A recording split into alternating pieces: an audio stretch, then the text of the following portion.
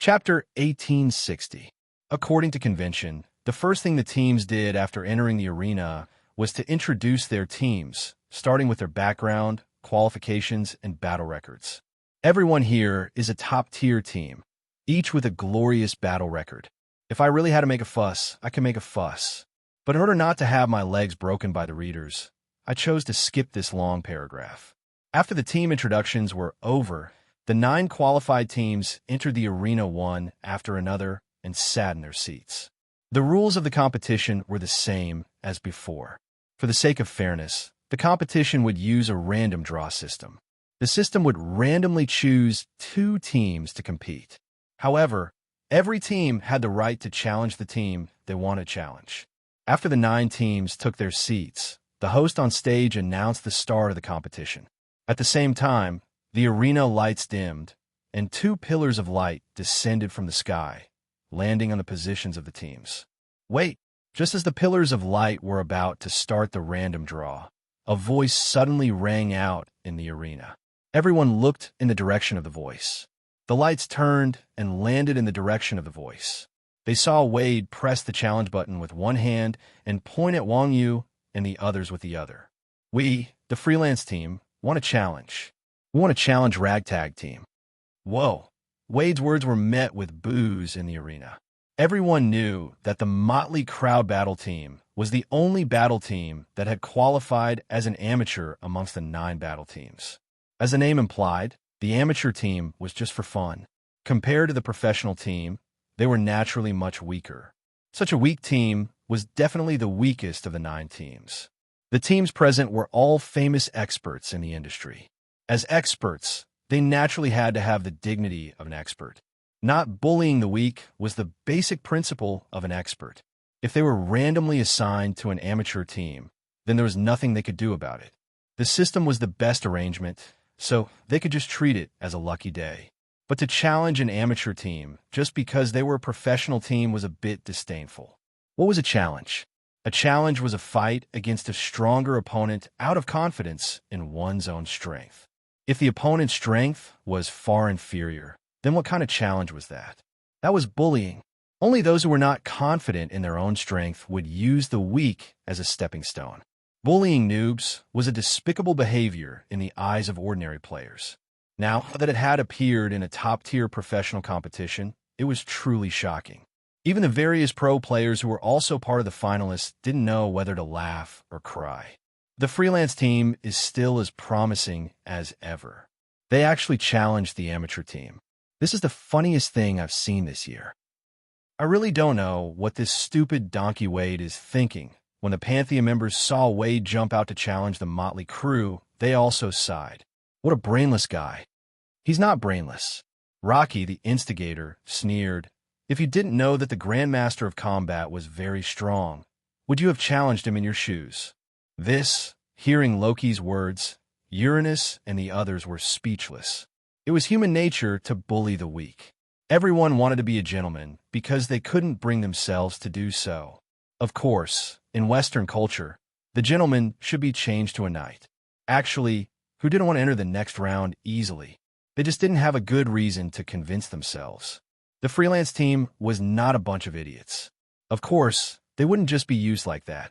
The reason why they jumped out to challenge the motley crew was entirely because someone had stirred up a fire. With a reason to beat them at their own game, the responsibility could be completely pushed to Pantheon in the end. Rocky said they were very strong, that's why we challenged them. Wade had probably prepared dozens of such reasons. Otherwise, wouldn't it be better for the freelance team to directly challenge Pantheon? Never treat others like fools, because when you treat others like fools, you will become a fool. See, I told you so. Being challenged by a freelance team was something expected. As the parties involved, the motley crew was mentally prepared to be challenged yesterday. So when Wade named them to be challenged, everyone was not surprised at all. It was all expected. Wade had taken the initiative to provoke them yesterday, obviously to prepare for today's challenge to the motley crew. After the booing, everyone's eyes fell on the motley crew. The host also asked on the stage, I wonder if the motley crew will accept the challenge. According to the rules of the competition, the challenge party had the right to refuse the challenge, but the vast majority of battles would not do so. This was a world-class competition, watched by billions of players around the world. Wouldn't they be ridiculed by the world if they did not dare to accept the challenge? However, the motley crew did not need to care about such things. After all, they were originally the weakest amateur team. In this case, even if they refused to accept the challenge, it would be excusable. After all, no one wanted to be someone else's stepping stone, right? Who knows? They might even get a bye this round. Nonsense. Of course I'll accept the challenge. Just when everyone thought that the motley crew would reject the freelance team's challenge, Wang Yu did not even think about it and directly clicked accept the challenge. Wow. Seeing this scene, the audience boiled up again. The esports industry had developed for decades, and it was the first time that an amateur player was challenged by a top professional player.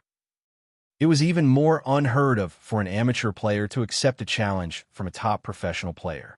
How long had it been? And they had completed 2 historical achievements. Everyone had seen the motley crew's previous matches. The audience had always held a disdainful attitude towards this amateur team. It was not because of their strength, but because the way they played was really disgusting. It was hard to imagine that such a group of trash could actually participate in a world-class professional league. If they had not seen how they defeated their opponents with their own eyes, everyone would have thought that this group of people had used their connections with the gaming company to get in through the back door. One could imagine the reputation of such a team.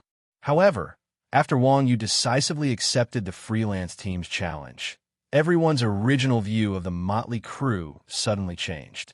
Whether an athlete was great or not wasn't determined by their success or failure, but by their actions. Knowing that the opponent was a top professional player, yet still daring to accept the challenge, this kind of spirit of facing difficulties and never giving up was the mentality that sports conveyed.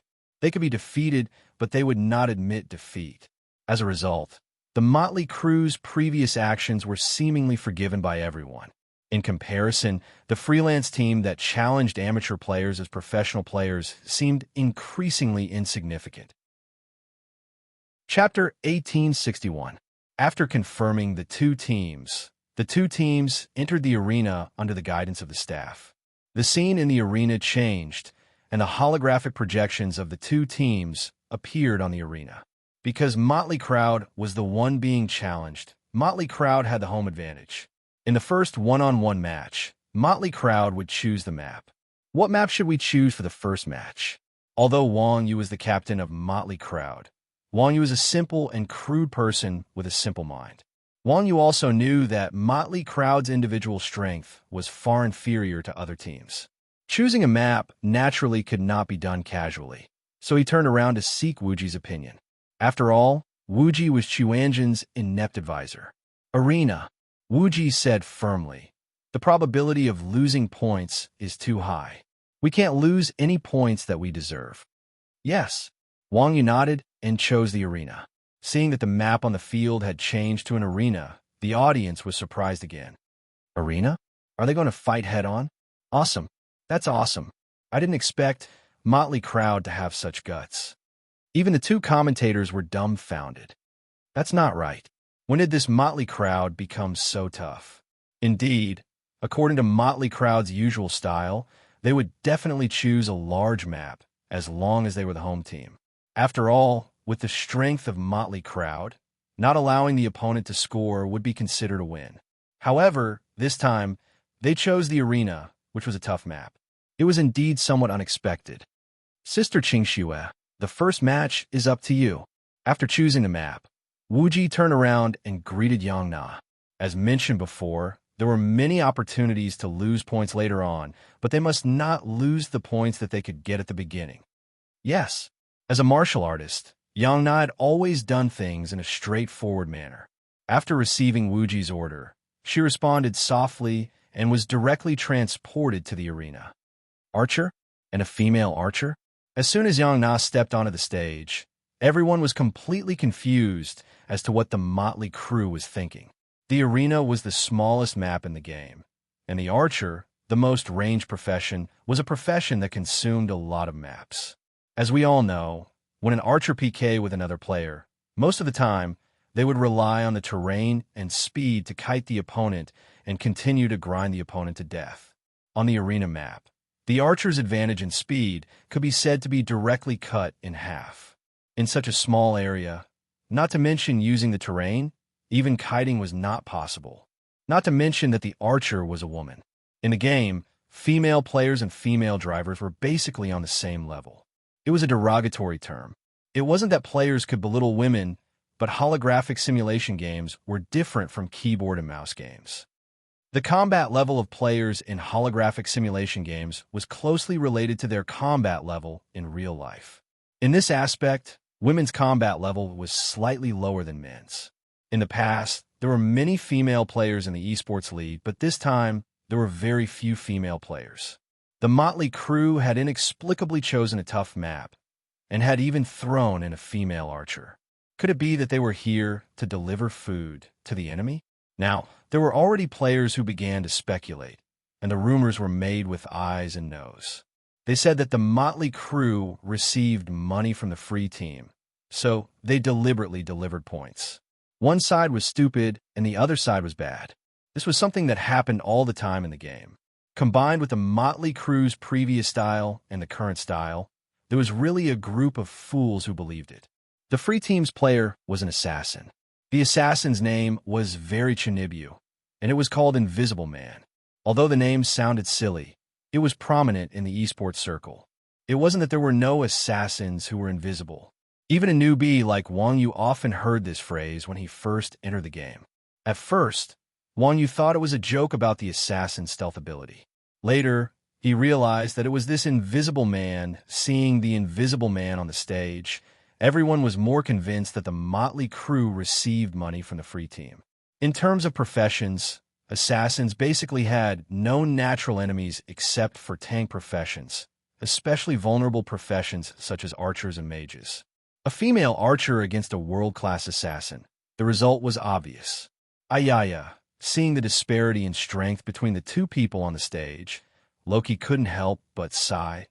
What is this motley crew thinking? The archer versus the assassin in the arena. The outcome has basically been decided. Could it be that they really received money? Ares, who was on the side, was surprised. Don't listen to those stupid rumors. Uranus rolled his eyes at Ares and said, the free team is also a very strong professional team. Why would a professional player need to pay money to fight an amateur team? They're looking down on the free team too much. This should be a coincidence. Yo, beautiful lady. When the invisible man on the stage saw that his opponent turned out to be a female archer, he was also a little surprised. He said with a smile, I advise you to surrender yourself. As a gentleman, I don't want my knife to draw on your face. In the face of the invisible man's mockery, Yang Na didn't say a word. She focused on the crossbow in her hand and meticulously pressed the crossbow bolts into the magazine. Click, click. As the crossbow bolts were pressed into the magazine, the crossbow in Yang Na's hand made a very rhythmic click sound. Yang Na's serious look was very much like the ruthless snipers on TV. Such temperament made everyone's eyes light up. 3, 2, 1, fight. With the countdown of the system in his ear, the battle began. As soon as the battle began, Yang Na rushed up with the crossbow in her hand.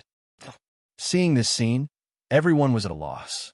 Hey, big sister, you are an archer. Shouldn't you run back to open up the distance? Why the hell are you running forward? Are you in such a hurry to die? Seeing that Yang Na, an archer, was rushing toward him, the invisible man was also stunned. Even he had some doubts about whether his sponsor had given money to the opponent. However, an expert was an expert after all. Being calm in the face of danger was a basic quality. He couldn't let Yang Na rush to him. The invisible man's figure flashed and disappeared into the air. Sneak, backstab, one set to kill. It was so simple for an assassin to deal with a fragile profession. However, seeing the invisible man disappear, Yang Na didn't panic at all. She raised the crossbow in her hand slightly, and a crossbow bolt flew out with a white light. At this time, Yang Na was only a few meters away from the invisible man, and the crossbow bolt arrived in an instant. Duong, with a loud noise, the The crossbow bolt hit the Invisible Man's chest. The Invisible Man was pushed back 2 steps by a powerful force, and his stealth was forcibly interrupted. Chapter 1862. Concussive Shot. It was an archer skill that could forcibly displace the target. At this time, the Invisible Man finally understood why Yang Na did not retreat. Most of the skills of an assassin lay in stealth. If an archer, a vulnerable profession, could not break the opponent's stealth state in PK with an assassin, the chance of losing the game was as high as 80%. Concussive Shot was the only skill that could force the opponent to displace and interrupt stealth. However, this skill was relatively slow to release. The reason why Yang Na rushed forward was to break the opponent's stealth state as soon as possible. But do you think you can win like this? Too naive? The Invisible Man smiled slightly. He held the dagger upside down and activated swift movement. He rushed to the front of Yang Na with a phantom, and then stabbed Yang Na with his backhand. The most important thing for an assassin in PK was stealth, while the most important thing for an archer against the enemy was distance. Sacrificing the advantage of distance to interrupt the assassin's stealth was undoubtedly a lose-lose strategy for an archer. At this moment, it was no different from courting death. After all, an assassin without stealth was also a melee profession, and an archer was basically a dead end if they were closed in. Was it not courting death to fight with an assassin in melee? The Invisible Man's dagger was extremely fast and accurate. In an instant, the dagger stabbed Yang Na's body. However, at this moment, Yang Na's figure flashed, and she used evasion to avoid the Invisible Man's attack. She flashed to the side, raised her hand, and shot an arrow at the Invisible Man. The two were less than a meter apart at this time, and Yang Na's arrow was extremely accurate. Puff! There was a muffled sound. The arrow directly penetrated the Invisible Man's throat. Seeing this arrow, the audience was stunned. In Rebirth, whether a skill or an attack hit or not could be judged by the touch and sound. However, the sound of Yang Na's arrow did not sound like it hit the target. Bang! Just as everyone was feeling puzzled, the Invisible Man suddenly exploded into a cloud of smoke. At the same time, the Invisible Man appeared behind Yang Na. It's a shadow clone behind him. Seeing that the Invisible Man had dodged Yang Na's shot, everyone in Xuanzhen could not help but frown. Although Yang Na was a very low-key person, unlike the other members of the Xuanzhen regiment who went around stirring up trouble, everyone was well aware of this young lady's abilities. As a martial artist, aside from Wang Yu, Yang Na was unrivaled in Xuanzhen. Her strength was far beyond the imagination of ordinary people. However, the Invisible Man had actually dodged the arrow. Moreover, what worried everyone the most was that Yang Na's evasion skill had even been tricked into revealing itself. Archers were a class that dealt damage over time. Their skills were relatively weak, and they only had one displacement skill. Now that they were in close combat with an assassin, a class with extremely high lethality and mobility, without a displacement skill, it could be said that it was quite difficult for them. Wu Ji and the others had thought that Yang Na would be the first to secure a point. They had not expected the Invisible Person to be so powerful. In the end, he was still a top-notch professional player. His skill was not something an ordinary person could compare to. Rest assured, just as everyone was worrying for Yang Na, Wang Yu calmly said, "It doesn't matter to her whether or not she has an evasion skill. This is just the beginning." "Huh, beauty, your evasion skill is gone, right? Just give up." Using shadow clone technique, the Invisible Person appeared behind Yang Na.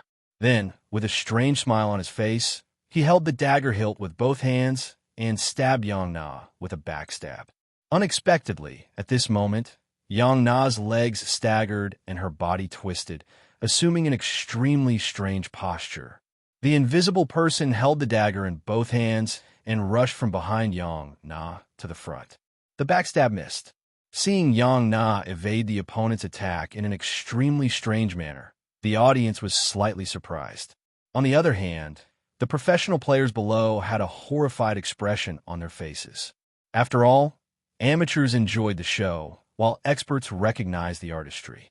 In the eyes of the ordinary audience, Yang Na had merely dodged a skill. Only the true experts knew how high the technical content of the backstab needed to chop off the invisible person. F***CK. What kind of skill is this? Do archers have this kind of skill? 9 States 3 Mountains 5 Peaks was also an assassin. At this time, seeing Yang Na's skill, he immediately jumped up. 5 Lakes 4 Seas face darkened. T skill. This is clearly positioning, alright? Positioning. Hearing 5 Lakes 4 Seas words, 3 Mountains 5 Peaks face darkened as well. As the person involved, the invisible person's heart was even more turbulent at this moment. Using a displacement skill to dodge an invisible person's skill was understandable. This was, after all, a top-tier professional competition. For professional experts, this was a basic operation. Because of this, the invisible person had deceived Yang Na's evasion. However, using movement to dodge a skill, moreover dodging a backstab from a P-class expert that was almost guaranteed to hit, was somewhat unbelievable. After all, positioning was not a skill. It was not determined by the system unless the player had really dodged the attack. In such a situation, the invisible person was still able to dodge the attack just in time. This was a bit ridiculous. A fluke. It must be a fluke. Although the invisible person was surprised, he was still a great expert who had been famous for a long time. Whether it was his mentality or his operation, they were all top tier. When the backstab missed, the invisible person suddenly turned around, offsetting the weightlessness of the missed skill. Then, with both feet on the ground, he slashed the dagger horizontally at Yang Na's neck. Throat slit. Facing the invisible person rushing over, Yang Na did not panic. She twisted her feet and turned in a circle, causing the invisible person's attack to miss again.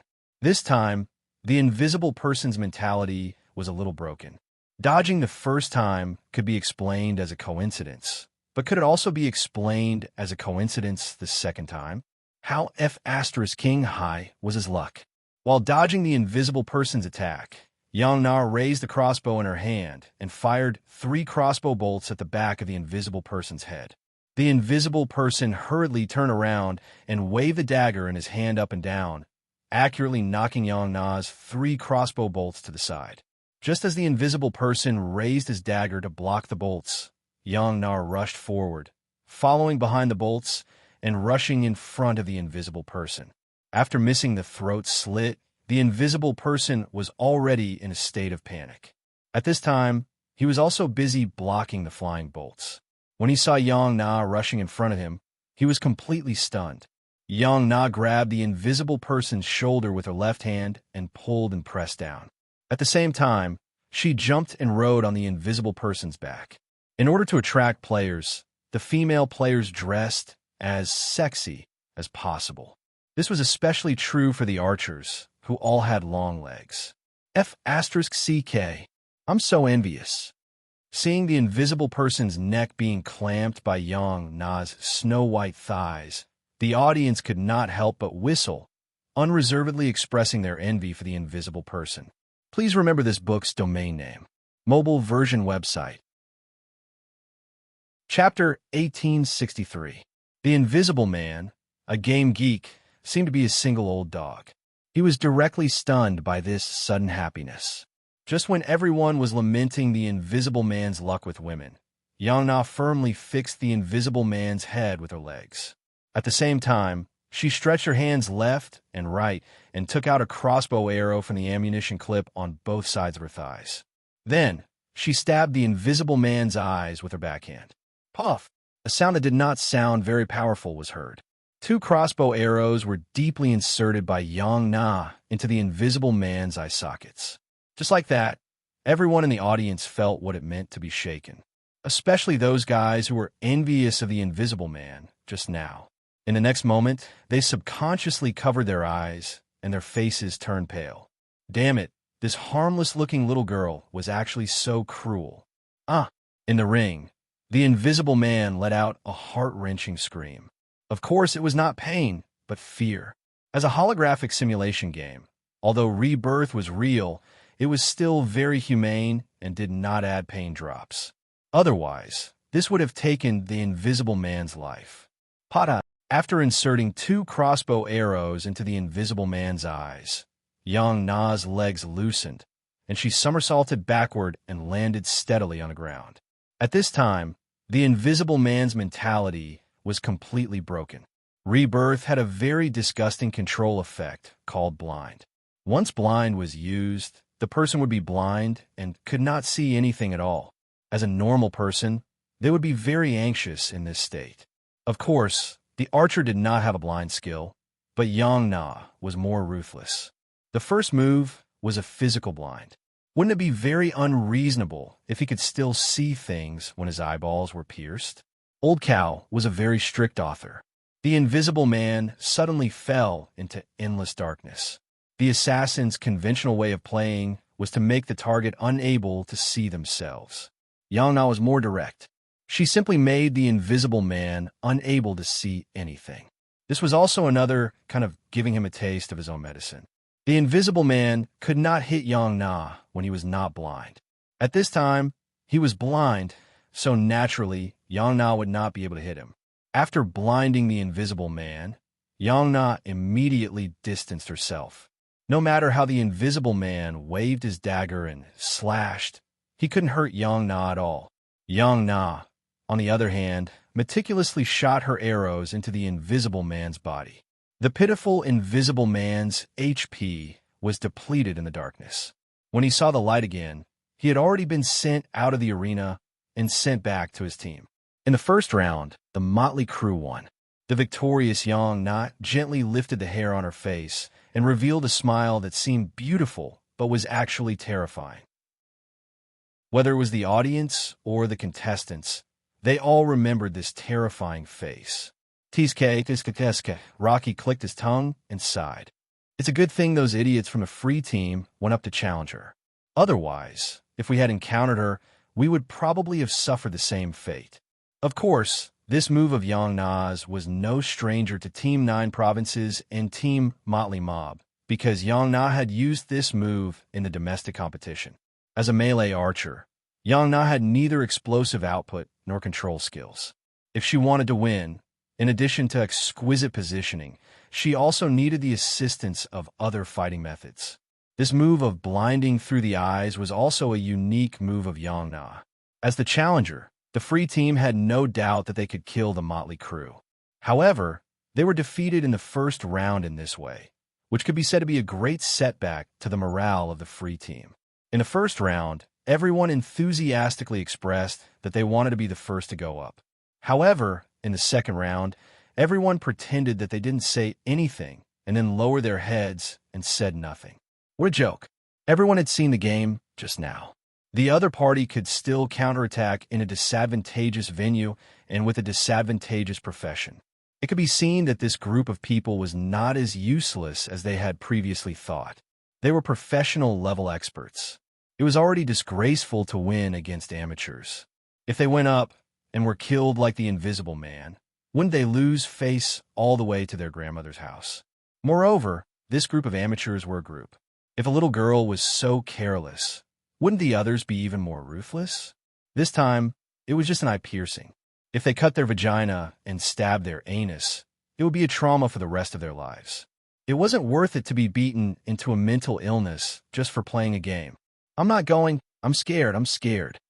F*CK. You bunch of cowardly donkeys. Wade almost fainted when he saw his subordinates all acting like this. You're so brave. Go ahead. The players of the free battle team were just like their names. Not a single one of them put their captain in their eyes. After being scolded by Wade, everyone retorted, especially the warrior who was the furthest away from Wade and wielding a red greatsword. He was the fiercest in his scolding.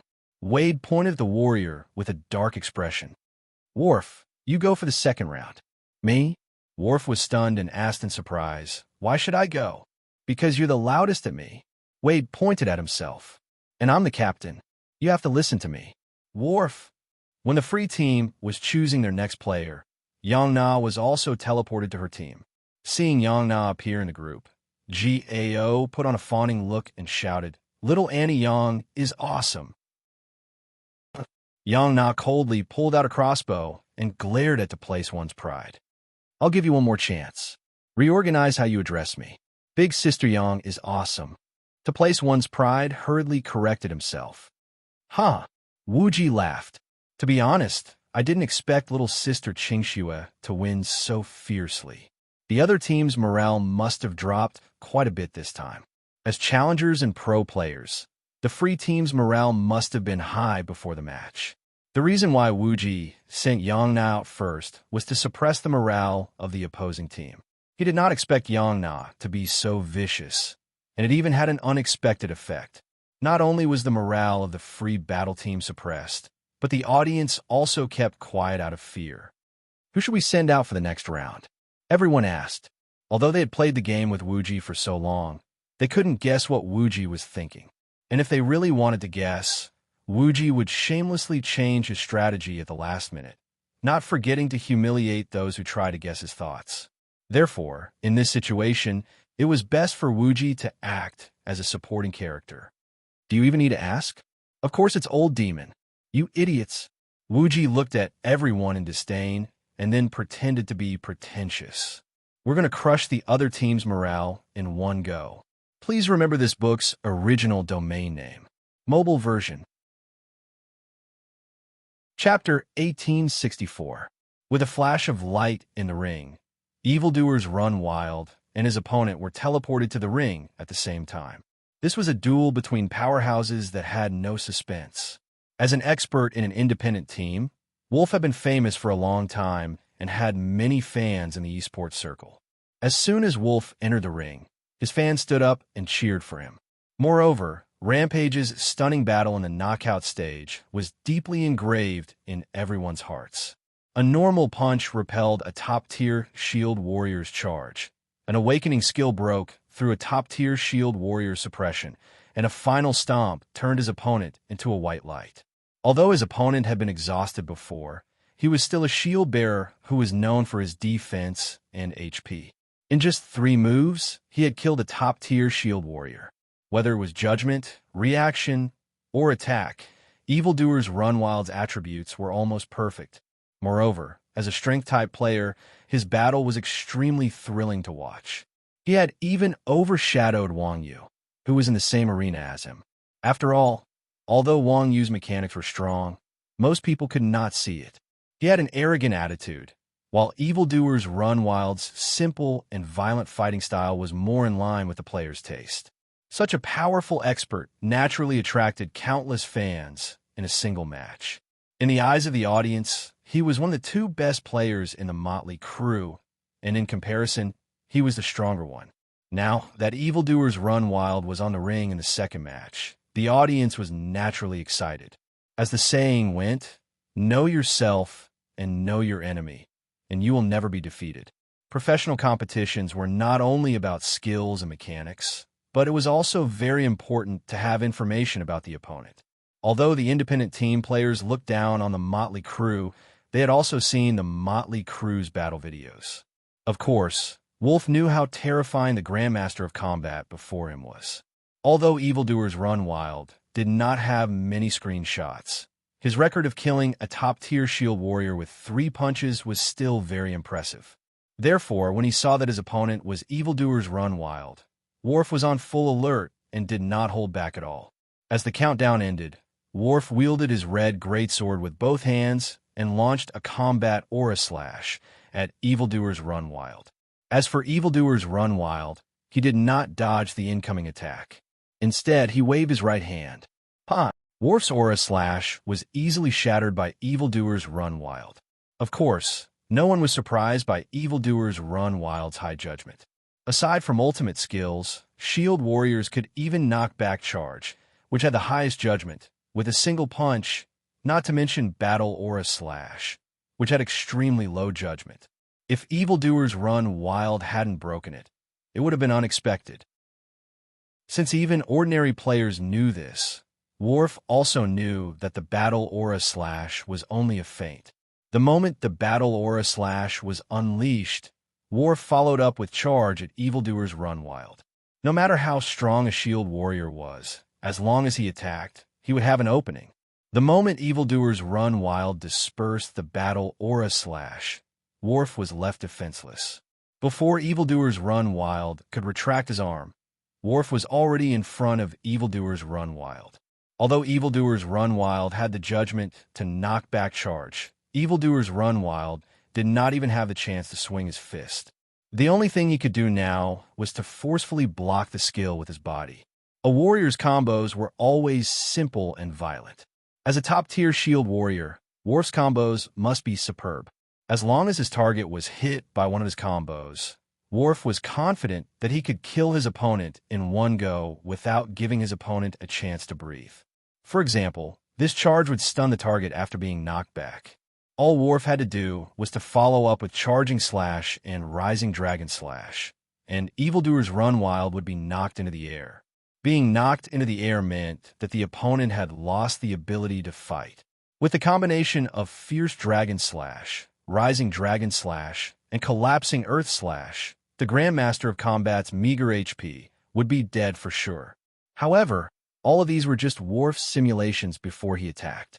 To put it nicely, it was fantasy, but to put it bluntly, it was fantasy. Dreams were always too full, but reality kept slapping them in the face. Just as evildoers run wild was about to be knocked into the air by charge, evildoers run wild suddenly twisted his legs like Yong-Na did. He turned his body in a strange posture and accurately dodged Worf's charge. Seeing this familiar yet strange scene, everyone revealed a horrified expression. Was this a movement or a skill? If it was a skill, it was obvious that Worf's movement required him to completely avoid his opponent's attack. It was obvious that it did not have a priority. If it was movement, everyone had seen it in the previous match. If it was not a skill, how could there be such a similar dodging method? Just when everyone was astonished, Yong-Na coldly snorted and rolled her eyes at Wang Yu. Both of you brothers will have your legs chopped off. Ha! Wang Yu laughed awkwardly. Don't mind the details. It's all because this move is too simple. We can't do anything about it if he can learn it after seeing it once. I'm going to kill you. Yong-Na gritted her teeth and was about to rush up and fight with Wang Yu. Yong-Na had been practicing 7 astral steps since she was a child. It took her 20 years to reach her current level, but Wang Yu said it was something that could be learned after seeing it once. What the hell was this? Not only did he secretly learn someone else's martial arts, he even dared to belittle it. Damn it. In a duel between experts, a single mistake could decide the outcome. The moment evildoers run wild dodged Worf's charge, the outcome of the duel had been decided. Worf was an experienced expert. Although he was shocked that his skill had been dodged, he didn't panic in the slightest. Instead, he canceled charge and swung his greatsword at the monster beside him with Whirlwind Slash. As expected of a top-tier expert, he could subconsciously make up for his mistake. It was obvious that his movements had become instinctive. If Worf's opponent was someone else, the Whirlwind Slash would have killed the opponent perfectly. Unfortunately, Worf's opponent was evildoers run wild. After dodging Worf's charge, evildoers run wild was ready to counterattack from behind. When Worf swung his sword and used Whirlwind Slash from right to left, evildoers run wild extended his left hand and used Tiger Strike. He grabbed Worf's wrist and forcefully interrupted Worf's Whirlwind Slash. At the same time, his fan-sized right hand grabbed the back of Worf's head. Then, evildoers run wild tripped Worf's head and pushed him forward with his right hand. Ouch! Worf screamed in pain as evildoers run wild pressed his face to the ground. Pull up, load next chapters. Chapter 1865. Bam! Evildoers run wild strength was so strong that a crater was formed on the ground. Half of Wolf's face was buried in the ground. Go! The evildoer Hung Shing's ruthlessness was in no way inferior to Yong-Na's. After pressing his opponent's face to the ground, the evildoer Hung Shing's arm fiercely pushed downwards. Rip! Wolf was pushed a few meters forward by evildoers run wild. The ground of the arena was plowed into a deep ravine. Oh, go high! Seeing this scene, the audience felt a chill at the back of their heads, and even their faces felt a burning pain. Before Wolf could struggle to get up, Evildoers Run Wild had already pushed him to the edge of the ring. He lifted Wolf with one hand, twisted his waist, and threw Wolf toward the edge of the ring. Bam! With a loud bang, Evildoers Run Wild threw Wolf against the protective wall of the ring. The protective wall shook under Evildoers Run Wild's monstrous strength, and Wolf was bounced back.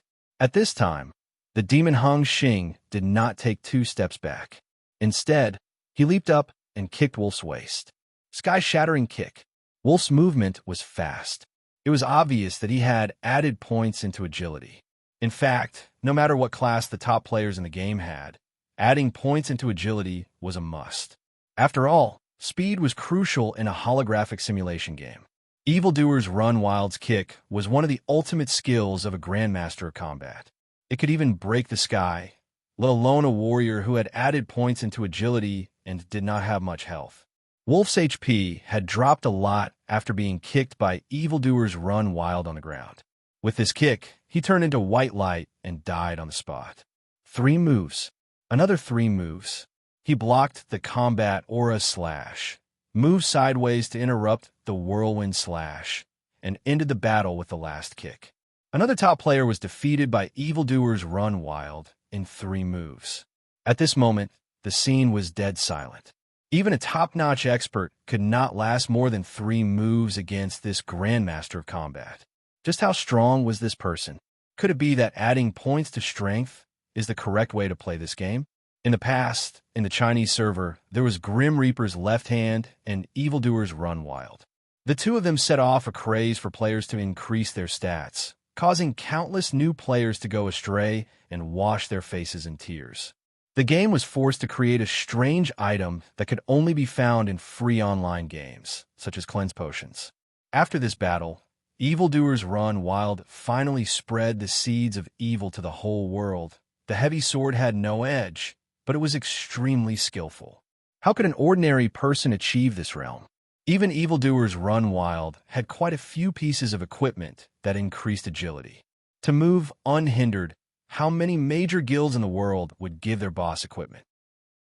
Not to mention, melee professions like full-power Grandmasters of Combat and full-power warriors were fine, but what about full-power priests and full-power mages? In short, the source of all the chaos came from this battle. This was a story to be told later. How was it, boss? The technique I learned from you just now is no worse than that young chick, right? After leaving the stage, Evildoers Run Wild showed off to Wang Yu with a face full of joy. Not bad, not bad. You're much more talented than her, but you're still far from me. Wang Yu praised with a face full of satisfaction. Seeing the 2 brothers flatter each other so shamelessly, Yang Na, who had calmed down after being persuaded by the Chuanjin members, went berserk again. You 2 bastards, stop bullshitting. You learned from me. You learned from my family's martial arts. I'm going to report you and break your dog legs. On the other side, the freelance team that had lost 2 rounds in a row not only had their morale hit rock bottom, but they were also having a mental breakdown. Actually, winning and losing was a common occurrence in the military. It was not shameful to count in this competition, but losing to a group of amateur players was very shameful. What was more frightening was that this group of amateur players was a bit ruthless. In the first round, 2 arrows pierced through the eyes, and in the second round, they were humiliated. Their attacks were ruthless, and their moves were vicious. This had dragged to the level of trampling on the physical body. It was as if they were trampling on the opponent's spirit. There was no telling what more vicious moves were waiting for them next. Their already low morale and terrifying aura enveloped them, causing the free team members to feel extremely anxious. Don't panic, everyone. This was the time to show the role of a leader. Seeing that everyone was on the verge of a mental breakdown, Wade hurriedly calmed them down and said, "Don't fall for the opponent's trick. They want to use these 3 moves to break our spirit." At this point, Wade pointed to Wang Yu and Evildoers Run Wild not far away and said, "Those 2 Grandmasters of Combat are the experts that the ragtag team relies on. Now they've pulled out their trump card to destroy us mentally." Then who's up for the 3rd round? Just as Wade was calming them down, everyone threw out the most crucial question. There was no point in saying anything more. The most important thing right now was to quickly choose the player for the next round. However, this player could not be themselves because no one wanted to be pressed to the ground by the opponent. Well, Wade scratched his head, then pointed to a strong man next to him and said, "Gospel, you go." "Me?" The man looked surprised. "God, what's going on in this idiot's head?" The others were also confused. "Gospel is a healer. Are you sending him to his death?" "That's right." Gospel was also depressed. "You can't do this to me just because I treated your girlfriend to a movie." "What? You treated Wade's girlfriend to a movie?" Worf, who had just been ravaged by evildoers run wild, asked in surprise. "If you can treat her to a meal, why can't I treat her to a movie? What a mess." The others scratched their heads. Cough, cough, cough. Seeing that the focus of the discussion had strayed, Wade hurriedly coughed and said, "Can you get down to business?" "Gospel, don't change the topic. Then explain, why did you send me, a cleric, to my death?" Gospel was extremely displeased. Clerics had the lowest combat power among all the professions. Although they had countless life-saving methods, their damage output methods were pitifully few. The only self-destruct skill had a particularly high requirement. If a healer like a cleric went up to fight, the most they could do was maintain a situation where they could not win or lose. 2 consecutive rounds with experts. "It seems that the opponent has done their best to crush us in terms of momentum," Wade explained. "So their next player must be another grandmaster of combat. Then wouldn't I die even worse?" Gospel said with a dark face. The tragic situation of Worf and the Invisible Man in the first 2 rounds still left a shadow in Gospel's heart. "But your death is the most valuable." Wade smiled and said, "You, as support class, exchange the opportunity of the opponent's best player. Won't we win the next round easily?" Chapter 1866. I'm a martial artist and online games is stuck. Please wait for a moment. After the content has been updated, please refresh the page to get the latest update. Chapter 1867. All right, it's my turn. On the Motley Bunch side, Wang Yu also stood up and was ready to go. Since they wanted to defeat their opponent in one go, the third match needed to be played by an expert. Yang Na and Evildoers Run Wild had already gone up. The only player on Xuanjin that had a 100% chance of winning was Wang Yu. Wait! However, just as Wang Yu stood up, Wu Ji suddenly stopped him. "You don't have to go up for this match." Hearing Wu Ji's words, everyone was confused. "If he doesn't go up, are you going up?" "It's not that I can't go up." Wu Ji smiled faintly. "But I think I should give you guys a chance to perform." "Stop talking nonsense." Everyone curled their lips. "You just want to see us go up and embarrass ourselves, right?" This was a world-class professional league. There were many experts here, and every player was a top-tier pro player. On the other hand, the Motley Bunch team was just a group of amateurs. At most, they were second-tier pro players. It was fine for them to fight in a group, but wasn't it just asking for a one-on-one? Although the people on Xuanjin were arrogant, they still knew their limits. With Wu Ji's personality, it wasn't impossible for him to let others go up and embarrass himself while he secretly laughed at them. "Look at you guys," Wu Ji sneered. "Don't worry, the next match definitely won't be an expert." "Why?" Everyone was puzzled. Wu Ji explained faintly. "Right now, we're at the peak of our momentum. According to the usual practice, the third match will definitely follow up. The opponent isn't stupid. They lost so badly in the first 2 matches, so they definitely won't send out an expert to fight against Old Cow in the third match. I think there's an 80% chance that they'll send out a weaker player for the third match." "Nonsense," everyone said disdainfully. "No matter how weak they are, they're still a top-tier pro. No matter how strong they are, they won't be able to deal any damage." Wu Ji laughed. "Why do you think they'll send out a non-combat class?" Everyone questioned. There are more than a dozen people in their team, and there are only 5 matches in total. No matter how they line up, they can't even get a cleric. "Do you think a combat class would agree to this if they knew that the third round would be a death match? This is a competition. Even the team leader wouldn't dare to send a combat class to their deaths," Wu Ji said with a smile. Everyone was speechless when they heard this. Don't look down on the fact that professional experts worked for others for a salary. Even top-tier experts had their own dignity. Going up on stage to die was a shameful choice. Reputation was like life to a pro player. In this era, there was no lack of platforms to showcase one's abilities.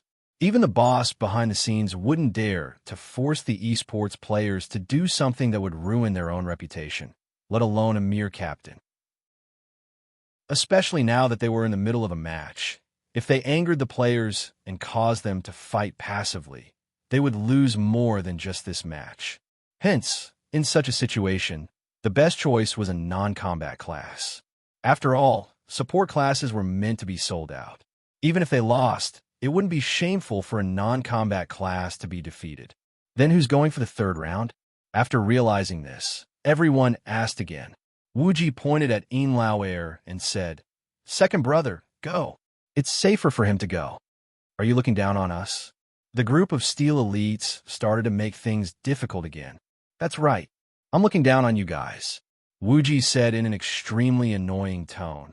I'm afraid that you guys will be blown up by the cleric the moment you go up on stage. Wuji was more used to thinking about the opponent's tactics. Since the opponent was a cleric, it was easier for Wuji to think about it. As a cleric whose main playstyle was self-destruction, Wuji was naturally most guarded against the cleric's reckoning skill. With Wuji's mechanics, he could easily get close to the enemy and blow them up. Moreover, the opponent was a top-tier professional expert. It would be a piece of cake for him to blow up the motley crew of Chuanjin. To be safe, of course, it was best to find someone who could not be blown up by the opponent. Although the cleric's self-destruction dealt true damage that ignored defense, Enlao not only had high defense, but also high HP. It would not be a problem for him to take 2 of the opponent's self-destruction. Who was afraid of who? Of course, the opponent was a top-tier professional after all. Wuji had no idea how many tricks and abilities they had. So before Enlao went up on stage, Wuji did not forget to remind him. Try to deal with them as much as possible. Don't be greedy and take the initiative to attack. As long as we don't let the opponent score, we'll win. Understood. Enlao nodded, then turned into a white light and teleported to the stage at the same time as his opponent. Huh? Seeing that the motley crew did not send out a Grandmaster of Combat as expected, but a shield warrior, the audience was a little surprised. The free team could not help but frown, especially the cleric gospel on the stage. This was especially so for the cleric on the stage. When he saw that Wang Yu's opponent wasn't part of his plan, he was stunned. What's going on? Who is this? Gospel was dumbfounded. When it came to an amateur team, like the motley crew, professional players would basically just take a look at the videos and pay attention to the more skilled players. As for the others, they were too lazy to waste their energy to understand them. For a person like Enlao who was not very strong, it was reasonable that Gospel did not know him. However, the battle plan was to send out a Grandmaster combat. Now that the opponent had suddenly become a shield warrior, Gospel was caught unprepared. Just as Wuji expected, although Gospel was a non-combat class, he was also a top-tier professional with dignity. Even if it was a suicidal battle, he would not admit defeat. So before Gospel went up on stage, he had also simulated the battle with Wang Yu. The cleric's main damage output skill was self-destruction that ignored defense. As a cleric who added half of his points into vitality, Gospel's HP was definitely higher than that of a Grandmaster of Combat. As long as he could get close to Wang Yu, Gospel was confident that he could win this battle with dignity. However, his opponent was a shield warrior with coarse skin. This left Gospel with no way to attack.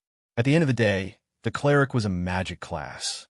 Their HP growth was far inferior to that of shield warrior. Even with half of his points into vitality, a level 70 cleric would only have around 80,000 HP. On the other hand, a level 70 cleric could have close to 200,000 HP. To put it bluntly, self-destruct was a skill that demanded HP for HP. Wasn't it ridiculous for a shield warrior with 80,000 HP to compete with a shield warrior with 200,000 HP? After a cleric's reckoning skill ran out, their HP would be reduced to 0. At that time, a single fart from their opponent would be enough to kill them. If the cleric did not have absolute confidence in killing their opponent, casually using a self-destruction skill would be a suicidal process. So when he saw that his opponent was a shield warrior, Gospel immediately gave up on the idea of self-destruction. Chapter 1868. A shield warrior and a priest could be said to be a golden pair. With these two classes, the team's survivability was guaranteed. As the best support for a shield warrior, priests naturally had a deep understanding of this class. Although a shield warrior was the strongest among all the classes in terms of defense and priority, and the position of this class was extremely important in the game, this class's flaws were also very obvious. First, low damage. Second, slow speed. The two most important aspects of PvP were damage output and speed. This class had none of them. A shield warrior might be very strong against a boss or a group of players, but in a 1v1, their biggest advantage was their endurance. The damage output of a priest was not high, but they had an advantage that other classes could not compare to, and that was a fixed damage output mechanism. The damage of a normal class's skills or spells depended on the player's equipment and attributes, as well as the opponent's counter. As a healer, most of the priest's skills were recovery skills, and under normal circumstances, the healing of these skills was basically fixed. For a priest, intelligence was only used to increase mana. This was also why most priests increased their vitality and spirit to ensure their survivability. Intelligence was not very useful apart from increasing endurance. In any case, the healing mainly depended on the level of the skill. For example, a level 1 healing skill could heal 500. Even if a priest's magic power was as high as 1,000, the healing effect would still be 500. This was an irreversible mechanism.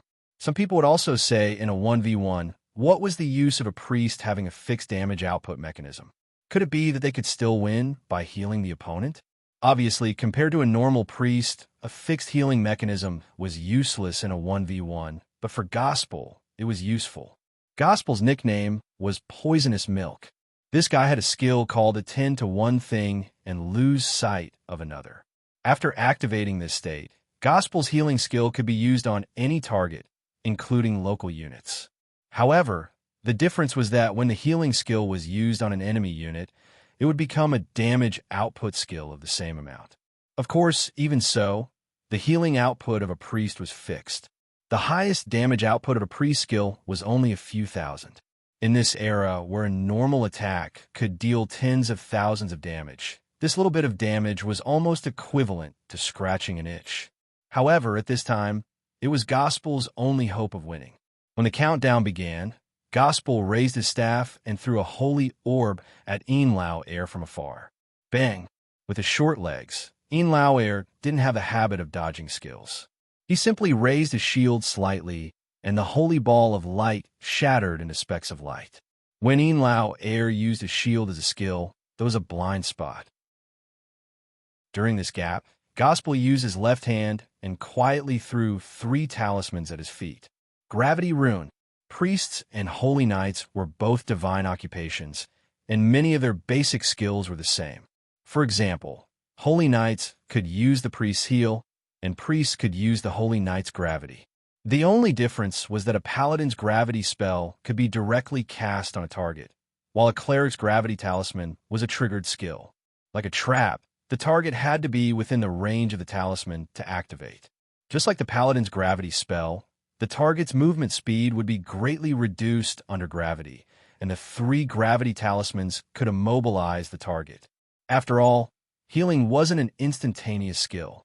On the contrary, healing took a long time to cast, be it the skill's activation or casting time. When healing a teammate, the teammate wouldn't be stupid enough to dodge.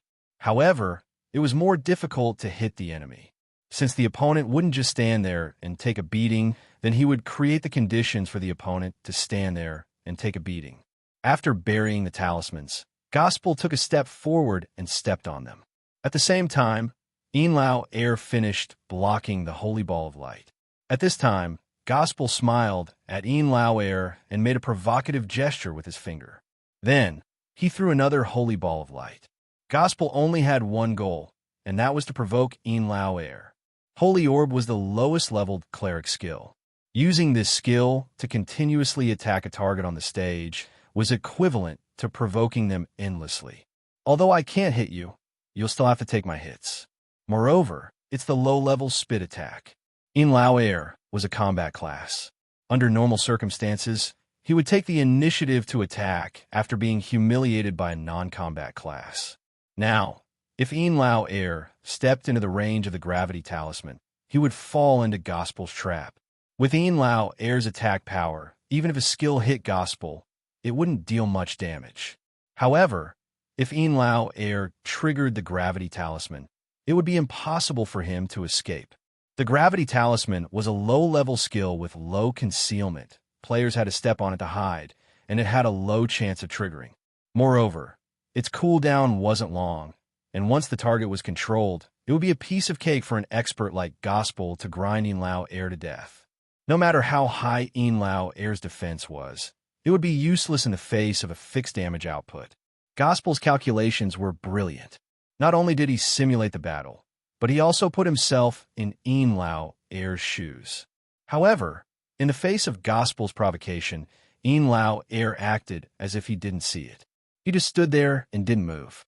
Unlike the unruly guys from the Chuanjin school, Yin Lao's many years as a professional athlete had given him a good habit of obeying orders. In Chuanjin, although Yin Lao Air was a little smart, he was always the most obedient one. He was also the one who could command Wuji the most. Before going on stage, Wuji had reminded Yin Lao Air not to take the initiative to attack, because his opponent was a top-level expert. As a defensive player, if he took the initiative to attack, his opponent would take advantage of his weakness. As a good kid and a former athlete, Yin Lao Air naturally knew not to underestimate any opponent. At this moment, he also remembered Boss Wuji's teachings. Yin Lao Air, who used to be an athlete on the national team, was far more professional than anyone else on the team. In the face of Gospel's continuous holy light balls, Yin Lao Air maintained a calm mind. He only raised his hand to receive all the attacks, and didn't look like he was going to fight back at all. Provocation was sometimes a two-way skill. Gospel's original purpose of throwing the holy light balls was to lure Yin Lao Air into the range of the gravity talismans under his feet. Seeing how calm Yin Lao Air didn't panic, but Gospel was. P.S. Good evening, everyone. This is an automatic update. The sofa is yours. Please remember the domain name of this book. The fastest website for mobile version, Chapter 1869. It seems that he's trash. Seeing that Yin Lao Air was unfazed by his provocations, Gospel realized that Yin Lao Air would not dare to take the initiative to attack him. He muttered to himself and charged at Yin Lao Air. As a shield warrior, Yin Lao Air had short legs and arms. The longest range of his skills, charge, was only 5 meters. Gospel's control over the distance of his skills was very precise. After he reached Yin Lao Air's range, he stealthily stepped on a few more gravity talismans and continued to throw holy orbs at Yin Lao Air.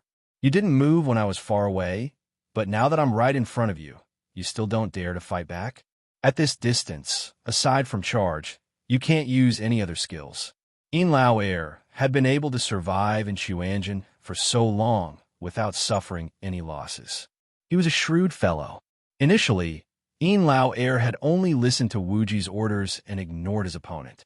Now that his opponent had taken the initiative to approach him, he immediately guessed that his opponent was up to no good. Of course, he would not fall into a trap so easily. Thereupon, Yin Lao Air reached for his waist and pulled out a musket. He aimed at Gospel and fired. Wang Yu was the one who had created the flintlock, and every member of the Quanjin sect had one. As an offhand weapon, not only did the flintlock deal more damage than a main hand, but it also had a knockback effect to a certain degree. This effect was not very useful against bosses, but it was very effective against players, especially those with low judgment. Bang! The gunshot rang out, and Gospel's HP bar suddenly dropped. At the same time, he felt as if someone had pushed him, and he involuntarily took a step back. Yin Lao Air had only retaliated out of habit to show that he was not just going to take a beating. However, As soon as Gospel took a step back, the gravity talismans under his feet suddenly appeared in front of Lao Air. Damn! Seeing the trap under Gospel's feet, Lao Air felt a chill run down his spine.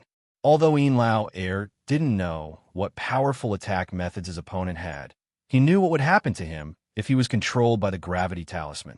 No matter how low the opponent's damage was, 30 minutes was more than enough to grind him to death. Not to mention, Priest had shameless skills like self-destruct, regeneration, and invulnerability.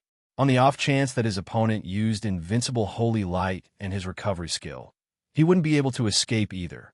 Although Lao Air wasn't as strong as the experts present, he knew his own limits. He knew that his opponent was still a peak-class expert. Naturally, he wouldn't underestimate his opponent. Now that he had seen his opponent's sinister intentions, Lao Air did not dare to act rashly. Faced with the constant harassment from Gospel's holy light balls, Lao Air did not advance to attack. Instead, he stood where he was and fired. However, as long as his opponent got a little closer, Lao Air would immediately retreat and widen the distance, fearing that he would be controlled. After all, they were golden partners. Compared to shield warriors, Priest's legs weren't long. Since Lao Air deliberately widened the distance between them, it was very difficult for a non-combat class like Gospel to get close to Lao Air. Just like that, the two of them began an extremely boring chase in the arena. Between the two of them, one had high HP and defense, while the other could recover HP. Moreover, their damage output was very low. Even if they threw a few attacks at each other, it wouldn't hurt at all. After watching the violent race for another 30 minutes, the two were teleported off the stage amidst the boos of the audience. The third round ended in a draw. At this time, the audience had to give in to the motley crew. "If you can't win, run," had always been one of the labels of a motley crew. Not only did they play dirty in the elimination round, but they also ran all the way to the arena of a top-tier tournament. Such a wretched fighting style was really hard to describe. Of course, although the audience and players looked down on the motley crew's fighting style, they were proud of it. Good job. 1 for 1, it wasn't a loss. As soon as Lao Air came off the stage, everyone immediately surrounded him and gave him a thumbs up. At the end of the day, he was just an amateur expert. To be able to die together with a world-class expert was worth it no matter how they looked at it. "You're flattering me," Lao Air said humbly. "I was almost tricked just now. Luckily, I listened to Wuji and didn't attack first. These guys are all professionals. Of course, they won't waste time with you. But we're different." Wuji taught everyone. As long as you don't lose points, you can do anything. You can use the same move 100 times. As long as it's effective, it's a good method. Wuji is right. Wuji is right. The group of people began to flatter each other, and the audience was dumbfounded. Okay, what the hell is this? Not only are they not ashamed, they're proud of it. It's hard for normal people to understand such a realm. Why are you chasing him? As Wuji said, professionals cared about their reputation. On the free team's side, Gospel received a completely different treatment. A group of people pointed at Gospel with a face full of sorrow for his misfortune and anger for his inaction. It was shameful and conspicuous to be led around the ring by the nose. It was better to just die. "You're blaming me? I'm a support class. But let me go up." Gospel was not the kind of person who wouldn't fight back. Being criticized like this, Gospel immediately turned on his counterattack mode. Everyone pondered for a moment when they heard this, and their gazes fell on Wade in unison. That's right. Gospel, a cleric, forced others to go up. The one to blame for this was not Gospel, but the captain who blindly gave orders. He said that the opponent in the third round would be the strongest, but the opponent sent out a shield warrior who also didn't have any output. Wade was the main culprit. What are you looking at me for?" Seeing that his subordinates all looked unkind, Wade panicked a little. Everyone asked in unison with dark faces, "Captain, who's going up for the 4th round? Is it still a support class?" "This," Wade hurriedly said, I can't do it." "Good, that's what you said. We didn't force you." Everyone curled their lips and rolled their eyes at Wade. Wade sighed and shook his head helplessly. People's hearts were scattered, and the team was not easy to lead. Poor Wade still didn't understand why his men, who were normal at the beginning of the game, had become like this now. Little did he know that all of this was under the control of Wuji. As the boss of Chuanjin, Wuji's men were also top-notch experts. Even Ming Du, who was not a top-notch expert, had a natural sense of superiority. His eyes grew on the top of his head, and he was unconvinced by anyone, let alone those world-class top-notch experts. Especially in this kind of commercial team, everyone was forced together, and the emotional foundation was not very strong. Once there was a setback, everyone naturally wouldn't think that it was their fault, but they would question each other at the first moment. As a result, the gap between the team players would grow bigger and bigger. Chapter 1870. As we all know, the most frightening thing about Wuji is not that he is resourceful, but that this guy is best at controlling people's minds. In the face of an opponent whose overall strength is several levels higher than his own, Wuji certainly has to attack the mind. At the beginning of the game, Wade's challenge to the amateur team was a decision that puzzled the others in the free team. If they had really pinched a soft persimmon, then it would have been fine. At most, everyone would have despised Wade as their captain. However, Wuji had taken a fancy to this point. At the start of the match, he threw out 4 aces and 4 twos. This set of moves directly stunned the people of the free battle team. In such a state, the free team naturally began to shift the blame to each other, and in the end, the responsibility was pushed to Wade, the captain. The intensification of the conflict within the free team was not accidental, but an inevitable result. Wade was also unlucky. Before the game, he was squeezed by Pantheon, thinking that he had found a reason to bully the amateur team. Who knew that less than a third of the game, his team was about to be played apart. At this time, Wuji was arranging the players for the next game. After losing 3 consecutive games, the other side is now united on the surface, but divided at heart. Wade can't mobilize his players, so he will definitely go up himself. In the 4th game, Old Cow will go and directly blow up their captain and make them fall apart. Yes, understood. Wang Yu responded and turned into a white light, teleporting to the arena at the same time as Wade. Wow! Seeing Wang Yu and Wade come on stage, the audience was excited and could not help cheering. To be honest, everyone had to be prepared to fall asleep before watching the match of the motley team. Half of the 10 people in this group of bastards were not here to compete, and the 20 were here to make up the numbers. Therefore, there was a 50% chance that the motley team's match would be so boring that it would be better to die. However, as a rare expert in the motley team, Wang Yu's match would never be that boring. As for Wang Yu's opponent, Wade, who could be the captain of a top team like the free team, was naturally second to none. This person's profession was the same as the invisible person in the first round. He was also an assassin. His nickname was Spider-Man. Together with the invisible person, he was known as one of the 2 benchmarks of the assassin world. He was also a master in the free battle team. At this moment, he was facing off against Wang Yu, this ragtag team captain come expert.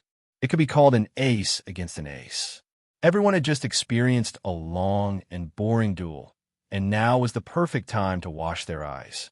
Unlike Wang Yu, who only cared about fighting, Wade, as the leader of the free battle team, naturally carried more things than Wang Yu. 3 matches had already been played in the first round, and the ragtag team was already far ahead. Not only was the morale of the independent team low, but everyone's emotions were also on the verge of collapse. It must be known that Wade's opponent was an amateur team. Getting such a result in the first match had the most direct impact on Wade, because the biggest responsibility lay in the captain's poor command. If they couldn't take down Wang Yu this round, not only would the team's morale completely collapse, but Wade would also lose his prestige as the team's captain. Whether or not he could still be the captain after the competition was over was another matter. Thus, Wade had to win this round. An assassin's fighting style was basically based on stealth, and Wade was no exception. When the countdown ended, Wade immediately activated stealth, and his figure disappeared from the ring in a flash. Immediately afterward, Wade, who was in stealth, activated swift movement, and rushed at Wang Yu at an extremely fast speed. In an instant, Wade rushed behind Wang Yu. So fast. Is it going to end like this? Although there was no figure of Wade on the ring, the audience could see Wade's shadow from their point of view. Seeing Wade rush behind Wang Yu so quickly, everyone could not help but break into a sweat for Wang Yu. Assassin's damage was ranked second among all professions, second only to mages. Their explosive damage was so high that they could instantly kill any non-tank profession of the same level. As an expert among experts, there was no need to doubt Wade's damage. Fighters were not a profession with thick skin and thick flesh. Now that Wade had appeared behind Wang Yu, the high damage of backstab coupled with the damage bonus from behind, Wade only needed one backstab, and Wang Yu would probably be stabbed half to death, not to mention a set of explosive skills. Ayaya. This Wade really doesn't know what's good for him. However, while the audience was breaking into a sweat for Wang Yu's teammates were not the least bit flustered. At the same time, 9 states, 3 mountains, 5 peaks could not help but sigh for Wade. Hearing 3 mountains, 5 peaks words, a question mark suddenly popped up on the head of the rebel team's captain next to him. Before the rebel could ask why he said that, in the ring, Wade had already used backstab on the back of Wang Yu's heart. Who knew that at this moment, Wang Yu's feet would stagger and his body would twist, putting on an extremely strange posture. Wade's backstab hit the air. Seeing this scene, everyone in the arena directly widened their eyes. This move again. Wang Yu's dodging technique was no longer unfamiliar in the eyes of the audience. From the first round until now, in less than an hour, it had already appeared on the field 3 times, and each time, he just happened to dodge the skills from behind. Could it be that this was the standard dodging skill of the motley crew?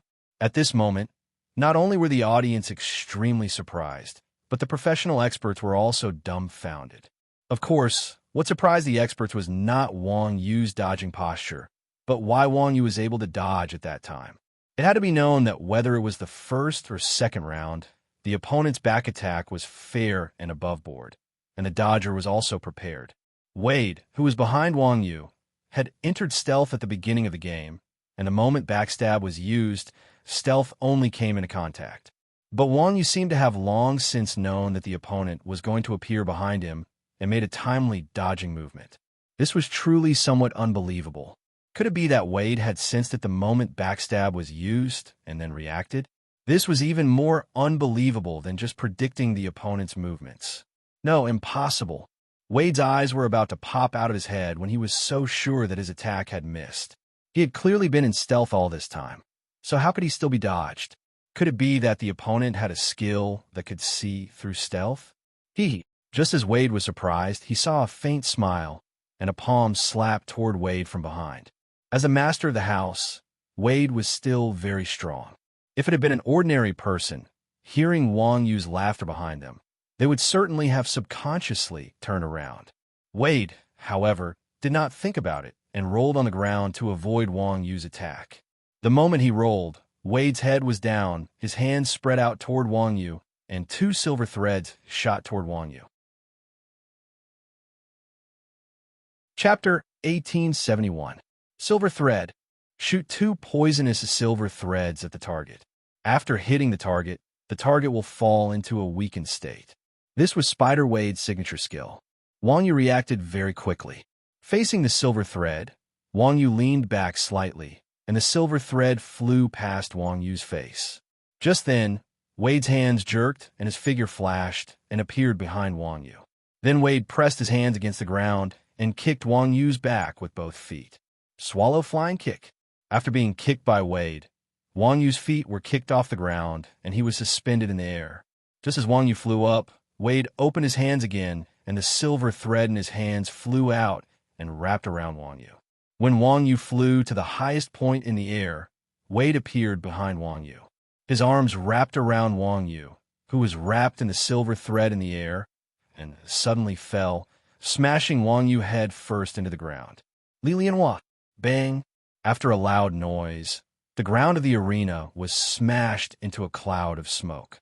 As a top expert, Wade's fighting level was naturally needless to say.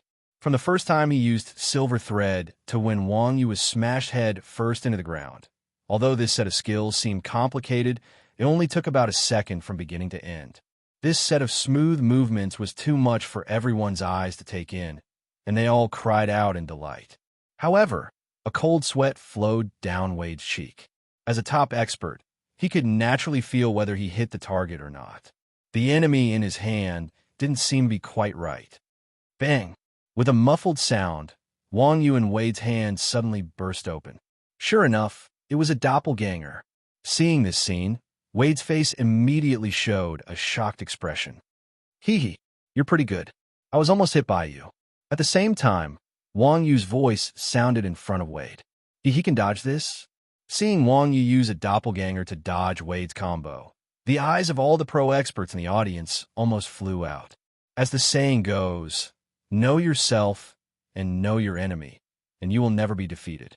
As old opponents of many years, everyone had studied Wade thoroughly. The reason why Wade was called Spider-Man was because Wade had mastered the silver thread technique to perfection, and the silver thread lotus flower just now was Wade's famous consummate skill. Silver thread flash appeared behind him, flying swallow kick followed by lotus flower. This set of skills was perfectly linked together, and there were no openings at all. None of the people present dared to pat their chest and guarantee that they would be able to dodge this move. But at this moment, Wang Yu not only blocked it, but also dodged it. This was simply unbelievable. In the eyes of ordinary players, Wang Yu might have just used a fake body to trick this set of skills, but in the eyes of top experts, it was a completely different scene. Originally, the appearance of evildoers run wild in the second round was already stunning enough.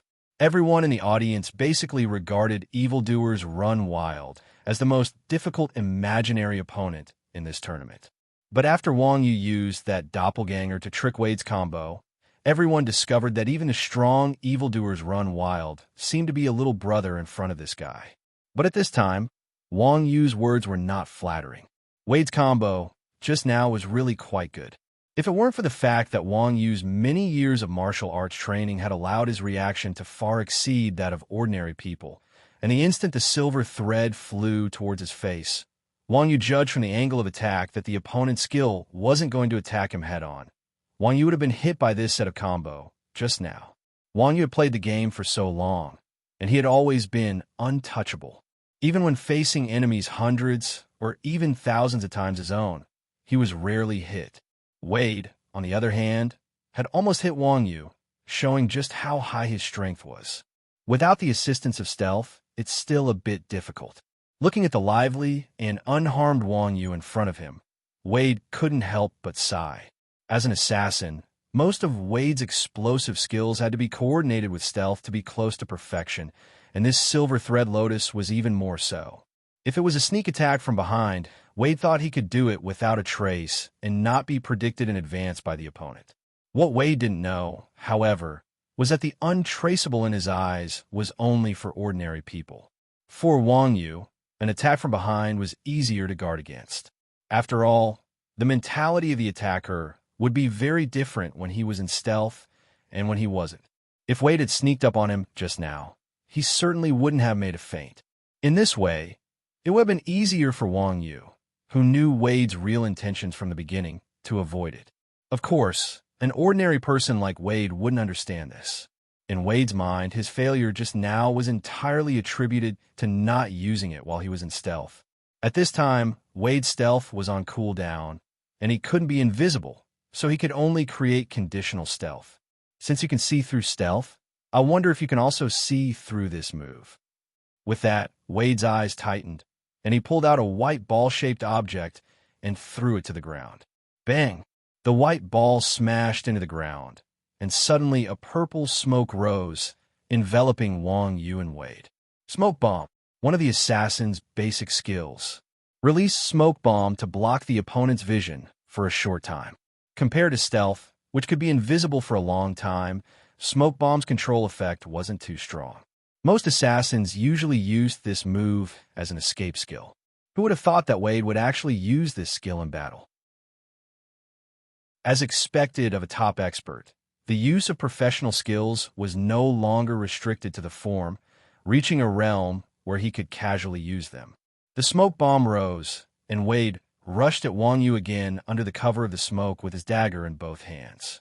Who knew that at this moment, Wang Yu grabbed behind him with his right hand without looking back. Wang Yu was a burly man with long hands and feet. Before Wade's dagger could stab him, his fan-like hand had already grabbed Wade's wrist. "Come here." Immediately after, Wang Yu used ferocious tiger strike and pulled forward. Wade, who was behind him, suddenly lost control of his body and was pulled in front of him by Wang Yu. A top-tier expert like Wade was naturally in manual mode. In manual mode, players were in charge of their own actions. Wade's dagger had missed, so he was in a temporary state of weightlessness. With Wang Yu's pull, Wade lost his balance and fell face first to the ground. Wade was beaten to the ground. In fact, Wang Yu could end the battle with a kick, but Wang Yu had been instructed by Wuji before he went on stage to beat his opponent to the point of mental collapse. So Wang Yu didn't rush up to stab his opponent. Instead, he stood where he was and continued to laugh. It seems that your strength is still not enough. Chapter 1872. This guy, seeing that Wang Yu didn't chase after him and instead taunted him with an indifferent expression, the audience couldn't help but be stunned. At this moment, even a fool could see that Wade and Wang Yu weren't on the same level. Wang Yu was now playing with Wade like a cat playing with a mouse. It should be known that the difference in strength between top experts wasn't too big. The experts of the major teams present were all arrogant people, but unless their professions were completely restrained, no one dared to say that they could win. Otherwise, there wouldn't be any suspense in this match. But Wang Yu showed a completely overwhelming advantage in front of Wade. As an agile profession, the assassin's technique and maneuverability were the highest among all professions. An expert like Wade represented not only the pinnacle of assassins, but also the limit of maneuverability in the entire game of Rebirth. But now, facing a weak fighter profession, Wade was being beaten the entire time. This was something that no one dared to imagine. The mentality of the freelance team players had already collapsed. Now that they saw Wang Yu playing with Wade in the ring, their mood could be imagined. Wade naturally wasn't a fool. Although being beaten to the ground by Wang Yu wasn't as terrifying as the previous few rounds, it was still very embarrassing for an expert. But hearing Wang Yu's provocation, Wade immediately calmed down. After a few rounds, Wade also felt Wang Yu's unfathomable strength, and at the same time realized Wang Yu's true intentions. In the face of absolute suppression, Wade felt powerless. There was absolutely no point in continuing like this. He could only be trampled like a mouse. There's a saying in China, a warrior can be killed, but not humiliated. If he killed his opponent directly, his opponent would at most receive physical damage. However, if Wang Yu toyed with his opponent like this, he would be inflicting mental damage on his opponent. Wade was the captain of the freelance team. If this went on, not only would the team's morale plummet, but Wade's position as the captain would also fall into the abyss in the hearts of the team members. You win. I admit defeat. Wade was also a decisive person. After realizing this, Wade simply gave up resistance and raised his hand to surrender. In the fourth round, the motley crew won. At this point in the competition, the first match was nearing its end. The motley crew was currently using overwhelming strength to leave their opponents far behind with a score of 3-0. Looking at the results on the stage, the members of the freelance battle team felt a sense of helplessness. As top-notch experts, everyone was extremely confident in their own abilities. Before coming to the competition, the independent teams had already thought of countless possibilities. They had even imagined themselves defeating Pantheon to become the world champions. However, they never expected the reality to be so heart-wrenching. Let alone fighting against other top teams, at this moment, an amateur team was pressing their own team to the ground. The greater the expectation, the greater the disappointment. Everyone in the free battle team felt like a phoenix that had been defeated by a rooster. From the inside to the outside, from top to bottom, they started to doubt their lives. For the fifth round, The free team didn't know who to send up. How the hell were they going to fight? They would either die tragically or be played like a mouse. The best outcome was to run around on the stage and embarrass themselves. Such a competition had no gaming experience at all. However, just as the free battle team was wondering who to send up for the 5th round, the captain of the motley crew, Wang Yu, suddenly stood up and said loudly, "We, the motley crew, are here to become the world champions. It's an honor for a third-rate team like you to compete with us. However, for the sake of the friendship between the two countries, we don't want your results to be too ugly, so we've specially given you a handicap. We'll forfeit the last round." Hearing Wang Yu's words, everyone in the free battle team was stunned. The audience in the arena almost choked to death. Damn, why does this sound so familiar? Nonsense. How can it not sound familiar? In the knockout round against the Lang team, the motley crew only gave them a handicap. Even their captain's words were copied and pasted by the author. A handicap? So arrogant? Exactly. These guys are so arrogant. Otherwise, how would they dare say that they're here to win the world championship? Not only were the audience surprised, but the major battle teams in the audience were also dumbfounded by the motley crew's behavior. Especially the Chinese team, 9 states. They didn't know how to express their feelings. Damn, it can't be. 3 Mountains, 5 Peaks was dumbfounded. This group of frivolous guys is giving them a handicap again. Do they really think that it's so easy to survive in the International Professional League? No, it's not. Hearing 3 Mountains, 5 Peaks words, 5 Lakes, 4 Seas shook his head and said, "Wuji is an extremely shrewd guy.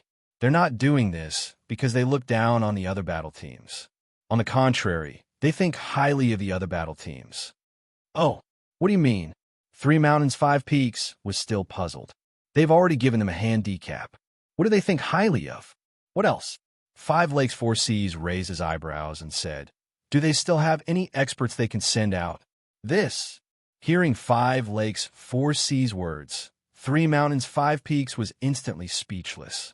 The other battle teams had never fought against a motley crew before, so they naturally didn't know the strength of a motley crew. However, 9 states had fought head-on against a motley crew before, so they naturally had a more thorough understanding of a motley crew. Logically speaking, although a motley crew was strong and far superior to normal players, their strength level was only so in the eyes of top-tier experts.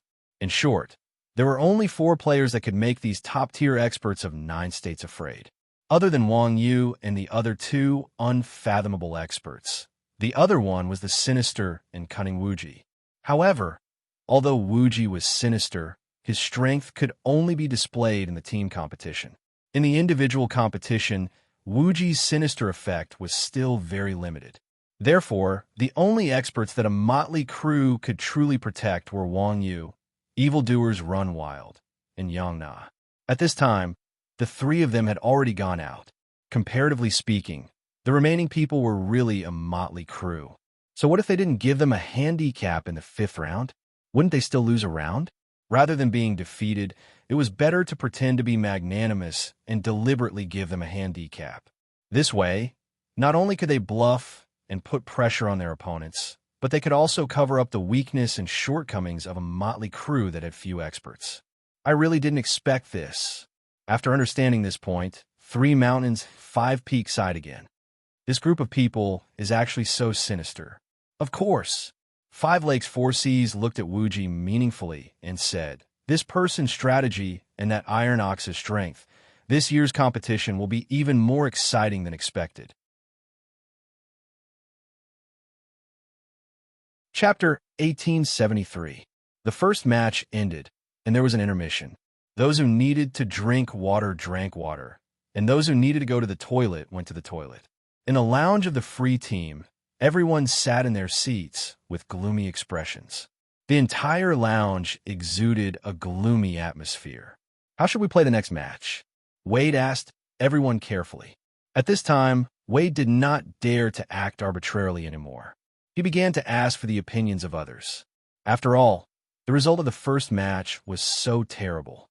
If the second match continued like this, there was no need to fight the match anymore. They could just admit defeat. What's more, acting arbitrarily was a scapegoat. Everyone gave their opinions, and if there was a mistake, everyone would bear the consequences together. How else can we play? Invisible Man heard this and said, "The second match is random. Our tactical arrangements won't work. Our only advantage is choosing the map." "That's right." Wade nodded and said, "Then which map should we choose for the second match?" "The bigger, the better, of course."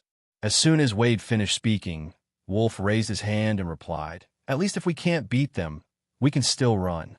"Makes sense, makes sense." Invisible Man nodded in agreement. It seemed that these two people were really afraid of evildoers Run Wild and Yang Na. They wanted to run away before they even fought. Bullish asterisk T. Before Wade could speak, Gospel on the side disdainfully said, "If the opponent can't beat us and runs away, can we catch up?" In the battle just now, Gospel suffered a loss because of his short legs. He had a deep grudge against the escape style of play. Speaking up to this point, Gospel said, "We should choose the smallest map for the second match. At least we don't have to worry about the opponent running away." "Yo!" Hearing Gospel's words, Wolf mocked sarcastically, "You're saying it like you can catch up to someone who runs away in the arena." Hee hee. Gospel was not to be outdone. "You're saying it like you won't be pressed to the ground by others if the map is bigger." It was said that top experts all had bad tempers. As soon as Gospel said this, Wolf immediately became angry. He pointed at Gospel and shouted, "Say that again." "So what if I said it?" Gospel was still disdainful. "It's not like I asked others to press you to the ground and rub you on it. Don't tell me you want to hit me when you can't beat them. You're really promising." "All right, stop arguing." Seeing that the two were about to escalate from a verbal fight to a physical one, Wade hurriedly stopped them and said, "Now that we're fighting like this, you two are still causing trouble for us? Are you tired of living? Then what do you suggest we do?" Worf and Gospel turned around at the same time and glared at Wade. "Just listen to the Gospel." Wade pointed to the Gospel and said, "Choose the small map for the map." "Why?" Worf and the Invisible Man clearly did not understand Wade's decision. Wade explained, "Because the opponent's strength is different from what we imagined. In the minds of ordinary players, an expert's teammate would definitely be an expert as well. Even if there was a gap between them, the gap wouldn't be too big. However, the Motley team was completely different. There were some people in this team who weren't as strong as they had imagined, but there were others who were stronger than they had imagined. As strong as Wang Yu and the others were, their strength was enough to crush top-tier professional players. However, apart from Wang Yu and the others, the strength of the others was only at the level of ordinary professional players. The gap was unimaginable. The escape style of play was the Motley team's usual method of playing. After all, their strength was low, and they wouldn't be at a disadvantage if they exchanged one for one with their opponent. In this regard, the independent team and the Motley team couldn't compare. It wasn't just in terms of professionalism in escaping. More importantly, the independent team was a top-tier professional team.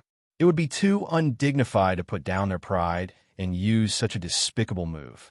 Moreover, if they really encountered experts like Wang Yu and evildoers Run Wild, it would be a serious problem for the independent team to escape. Therefore, it was unrealistic for the independent team to choose a large map and use the escape style of play. On the contrary, if they used a small map, they could restrict the Motley team's performance. At the end of the day, the Motley team was more than half weak. If they used a small map, the independent team's chances of winning would naturally be higher. Wade was a thoughtful person. He definitely wanted to maximize his chances of winning. Wolf and the others weren't fools. Everyone immediately understood Wade's words. Although they were still a little unwilling, they didn't say anything, tacitly agreeing to Wade's decision. The independent team seemed to be panicking, but they actually knew what was going on. The Motley team looked very calm, but they were panicking right now. It couldn't be helped. In the past, the Motley team was the least confident in winning the second match. There was no other reason. The second match was completely random. If they had the home advantage, they could choose a map that was advantageous to them. Now, they didn't even have the right to choose a map. The second match was completely up to fate. Leaving one's fate to fate was a simple thing to say. However, in a battle between two teams, the weaker one was, the more taboo it was. Because of the difference in strength, they weren't confident, and they were at the mercy of others. In such a situation, the Motley team's mentality was obvious. The Motley team's members were naturally aware of their own strength. In a sense, a group of people relied on 3 people to carry them. For kings might not even be able to carry 1 bronze, and it was even more difficult for 3 kings to carry the 7 bronze players. Now that the timing, geographical, and human conditions were out of their control, the Motley team's members were naturally afraid. After all, the total score of the second match was double that of the first match. It would be fine if Wang Yu and the others were randomly selected. Even if they could not defeat their opponents, they would at least be able to win a few rounds and not pull the score too far apart. However, if Wang Yu and the others were not randomly selected, their previous score advantage would probably be surpassed by others in this round. In terms of proportion, the probability of not randomly picking Wang Yu and the others was still very high. Everyone, just do your best. Faced with such a situation, even Wuji could only helplessly say, try to take as much of the opponent's HP as possible. Can't we run? Mingdu asked doubtfully. We can't run. Wuji said, the opponent isn't an idiot. They know that you can run and still choose a large map. In this match, there's a 50% chance that they will choose a small map. What about the remaining 50%? Mingdu continued to ask. The remaining 50%? Wuji smiled and said, the remaining 50% is very likely that they won't even change the map. They will still use the arena map like the first match. P.S. Today's move was tiring. Only 1 chapter left. Please remember this book's domain name. Mobile version's fastest updated website, Chapter 1874. The 10-minute break quickly ended. Both sides returned to the arena. Just as Wuji expected, the free team didn't choose a large map for the second round. Instead, they chose the same map as the first round, the arena. Seeing that the independent team had chosen the arena for their second match, the audience was shocked. What's going on? Hasn't the free team been beaten up enough? Why did they choose this map? However, the pro players sighed. As expected of the free team, they didn't collapse after the first round, and they found a way to deal with the second round so quickly. Everyone knew that the Motley team was good at guerrilla warfare. If they could win, they would fight. If they couldn't, they would play hide and seek. This arena was a great counter to the Motley team. The second round didn't have any tactics. It was all about luck and strength. After entering the arena, the Motley team started praying. Death is better than death. Go to the side opposite Old Cow, and your whole family will die. As everyone prayed, 2 beams of light landed on the free team and the Motley team. Then, they started flashing back and forth. A few seconds later, the beams of light stopped. The 2 beams of light landed on the free team and Mingjian Daoxue. F*CK, F*CK, F*CK. Seeing that he was the first to be chosen, Mingjian Daoxue cursed. The other members of the Motley team couldn't help but cover their faces. F*CK. It seemed that even the system couldn't stand the shamelessness of the Motley team. It played a big joke on the Motley team in the first round. In terms of strength, Mingjian Daoxue was the weakest member of the ragtag team.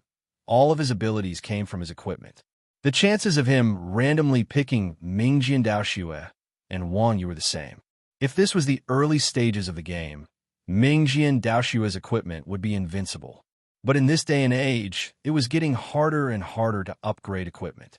Most players' equipment was also slowly improving. Mingjian Daoxue no longer had that overwhelming advantage. Moreover, everyone present was a top-tier pro player. They had tens of thousands of players behind them to gather equipment and resources. In terms of equipment, they naturally wouldn't be any worse than Mingjian Daoxue. Now that Mingjian Daoxue was chosen, he was basically going to die. Bosses, don't laugh at me if I lose. Famous sword Daoxue naturally knew just how far away he was from being compared to a top-class expert. Before even entering the arena, he was already prepared to lose. Go. When they saw that Mingji and Dao Xue had been chosen, the other members of the Motley Bunch battle team felt sad for him. They all expressed their sympathy for Mingji and Dao Xue. The difference in strength was simply too great. Let alone Mingji and Dao Xue, as long as his opponents weren't Wang Yu and evildoers run wild, there wasn't much of a difference between them. The only difference was who could deal more damage to their opponents. In such a situation, it was hard to tell who would be the next to appear. Naturally, no one would take pleasure in Ming Jian Dao Xue's misfortune. With a flash of light, Ming Jian Dao Xue and Worf were teleported to the arena. Worf was definitely a top-class player. The reason why he had lost so badly in the first match was because he had encountered a non-human like evildoers run wild, so his loss was rather undeserved. Right now, Worf had the absolute advantage against Mingji and Dao Xue. Of course, Mingji and Dao Xue knew that he was no match for the person before him. Hence, he didn't try to fight his opponent head-on. Instead, he decided to rely on his advantage in speed and stealth to deal with his opponent. As long as he could trade his opponent for his opponent, he would win. Thus, when the match began, Mingji and Dao Xue did not say anything else. Instead, he activated stealth. With a flash, Mingji and Dao Xue's figure disappeared into thin air. However, the instant Mingji and Dao Xue entered stealth, Worf raised his long sword and sent a battle energy slash flying at Mingji and Dao Xue. Just as Mingji and Dao Xue entered stealth, the battle energy slash accurately struck him. Although the battle energy slash's priority wasn't enough to interrupt Mingji and Dao Xue's stealth, it still caused the stealth Mingji and Dao Xue to sway slightly. The HP bar above his head fell by nearly 1/10. Mingji and Dao Xue was horrified when he saw this. He immediately turned around and ran. If it were anyone else, Mingji and Dao Xue, who was a thief with high movement speed and stealth, could easily escape. However, Mingji and Dao Xue's opponent was no ordinary person. He was a world-class expert. In a battle between experts of this level, only one opening was needed to determine the outcome of the battle. Worf had absolute confidence in his own skills. The moment he sent out the battle energy slash, Worf lowered his head and charged at Mingji and Dao Xue. Mingji and Dao Xue was only stunned for a moment by the battle energy slash, but Worf had already followed the battle energy slash and arrived in front of Mingji and Dao Xue. Bam! A muffled sound rang out. Before Mingji and Dao Xue could understand what was going on, Worf's charge slammed into his back. Mingji and Dao Xue's figure was instantly revealed as he was sent flying. Mingji and Dao Xue's greatest advantage was his stealth. Now that Worf had interrupted his stealth, Mingji and Dao Xue panicked. After Worf hit Mingji and Dao Xue, he calmly stepped forward and stabbed his sword into Mingji and Dao Xue's waist. Without waiting for the skill to stun, Worf grabbed the sword's hilt with both hands and raised it up. He used Rising Dragon Slash and sent Mingji and Dao Xue flying with a single strike. Being knocked into the air basically meant losing the right to fight. Mingji and Dao Xue naturally wasn't the kind of person who would sit and wait for death. He hurriedly twisted his body in an attempt to quick recover and land. However, Worf seemed to have expected this. After using Rising Dragon Slash, he slammed his great sword into the ground and used Collapsing Mountain. Before Mingji and Dao Xue could land, he was knocked into the air a second time. After being knocked into the air a second time, Mingji and Dao Xue completely lost the ability to fight back. Breaking Army, Rising Dragon Slash, Fierce Dragon Slash, Collapsing Mountain, and Splitting Earth Slash. A series of frightening skills were used consecutively, sending Mingji and Dao Xue flying into the air. The damage output of a weapon warrior was only slightly lower than that of an assassin. Even so, it was still one of the top classes. Mingji and Dao Xue was just a fragile thief. There was no way he could withstand Worf's series of skills. While Worf was still in the middle of his combo, Mingji and Dao Xue transformed into a beam of white light and disappeared in front of everyone's eyes. The audience was dumbfounded by what they saw. As expected, experts needed to be compared. Although Worf couldn't fight back at all against evildoers run wild, he had fully displayed the strength of a top-tier expert. Even a ragtag bunch didn't expect Mingji and Dao Xue to be knocked out of the arena by a single combo without even touching his opponent. As expected of a world-class expert, his strength wasn't just for show. Chapter 1875. The people from the Quanzhan sect were also a bunch of sarcastic people. Although Ming Jin Dao Xue had said that no one was allowed to mock him after losing, when they saw that Ming Jian Dao Xue had been knocked off the stage in a single exchange, the group of people still couldn't help but jeer, "Dao Xue, you won't be able to marry such a beautiful wife." F***ck off. Ming Jian Dao Xue was exasperated. He could only use one word to express his current feelings. What the hell are these people doing? They don't have anything to do every day, so they start to quarrel with each other. At this moment, the biggest reaction came from the free battle team. Up until this point in the match, the free battle team had won a match for the first time. Due to their previous losses, the freelance battle team's mood was extremely gloomy. This sudden victory was like a ray of light in the darkness, giving them a glimmer of hope. It seemed like their opponents weren't just a bunch of undefeatable people. Just as both sides were still reminiscing about the previous battle, the pillar of light once again landed on the ragtag team. Then it began to shake again. After a few seconds, the pillar of light stopped. Everyone looked over and saw Bao San slowly stand up. With a flash of light, Bao San was teleported into the arena. The second match was a warrior against a warrior. Players had to fight until they lost. Logically speaking, Worf, who had already fought a match, should be at a disadvantage. However, Mingjin Dao Xue was a little embarrassed. He was knocked out of the arena before he could even touch his opponent. Worf was still in full condition. Facing a top-tier expert in full condition, Bao San felt a little pressured. A warrior. After winning the first match, Worf regained his confidence. When he saw that his opponent was also a warrior, he couldn't help but purse his lips. As an expert warrior, Worf naturally knew the warrior class like the back of his hand. If his opponent was another class, Worf might have paid more attention. However, his opponent was a warrior that he was most familiar with, so Worf naturally felt disdain. Was there anyone more professional than him in the warrior class? The countdown ended. As usual, Worf used combat aura slash. A beam of combat aura shot at Bao San. At the same time, Worf followed up with charge. Although it was an old-fashioned move, it was very useful. When the Do Chi slash feigned an attack, the opponent's only choice was to dodge, block, or take the attack head-on. No matter what the outcome was, an opening would be exposed in an instant. When Worf charged at him, his opponent would not be able to dodge. Being caught by a top-notch expert and gaining the upper hand, the result was no different from Ming Jian Dao Xue. However, Bao San was not a pushover. Worf had already used this move twice. Although he did not manage to unleash his full power against evildoers Run Wild the first time, he beat Famous Blade Du Shui up quite badly the second time. Of course, Bao San knew what Worf was trying to do at this moment. He had learned from the mistakes of the past. Therefore, the moment Worf threw out his combat aura slash, Bao San took a step back, swung his greatsword, and released the same combat aura slash. Then, he followed up with a collision aura slash. Bang! When Worf's aura slash was a few meters away from Bao San, it collided with Bao San's aura slash and exploded. Worf was right behind him, and he saw Bao San charging at him. Copying me? Worf could not help but smile when he saw Bao San copying him.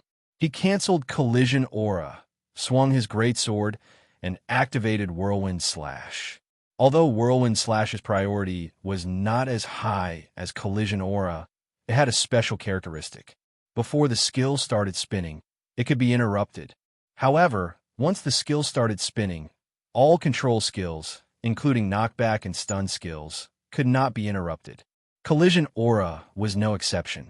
Just as Bao San was about to be killed by Worf's Whirlwind Slash, Bao San canceled charge and used triple slash. Bao San appeared above Worf in a flash, gripped the hilt of his greatsword with both hands, and used collapsing earth slash with the blade facing down. Wang Yu had taught the members of Chuanjin a long time ago about the weaknesses of the various classes' skills in Rebirth. As a warrior, Bao San had memorized the weaknesses of warrior skills. Although Whirlwind Slash was a near-perfect skill that could be used in the later stages of the game, it had two weaknesses. First, it was unstable. Once the opponent started spinning, all he had to do was attack the opponent's lower body with a long weapon to break it. Second, it was the opponent's head. When Whirlwind Slash was activated, both of his hands would be casting skills. Since he could not use an anti-air skill like Rising Dragon Slash, the opponent's head would be exposed. All he had to do was jump up and use an anti-air skill to break the opponent's head. Attacking the opponent's lower body sounded simple, but it was difficult to do so unless one was a super expert like Wang Yu. Therefore, Bao San chose the second method, which was to attack from above. Worf was shocked when he saw his opponent suddenly appearing above him and smashing down with a collapsing mountain slash. However, it was too late for him to use an anti-air skill after activating Whirlwind Slash. Worf canceled Whirlwind Slash, rolled on the ground, and evaded Bao San's attack. Boom! Bao San landed on the ground.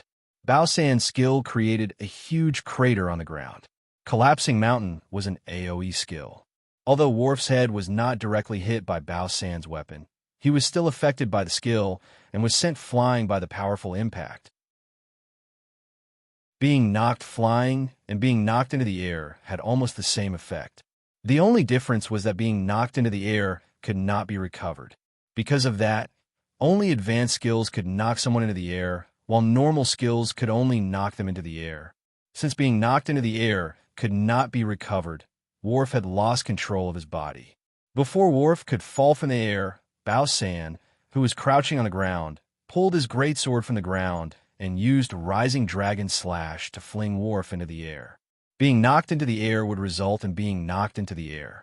Now that Worf was knocked into the air, the knock-up effect would be upgraded to a knockback. Worf was flung into the air, and his body was full of openings. Fierce Dragon Slash. Breaking Army Rising Dragon Slash.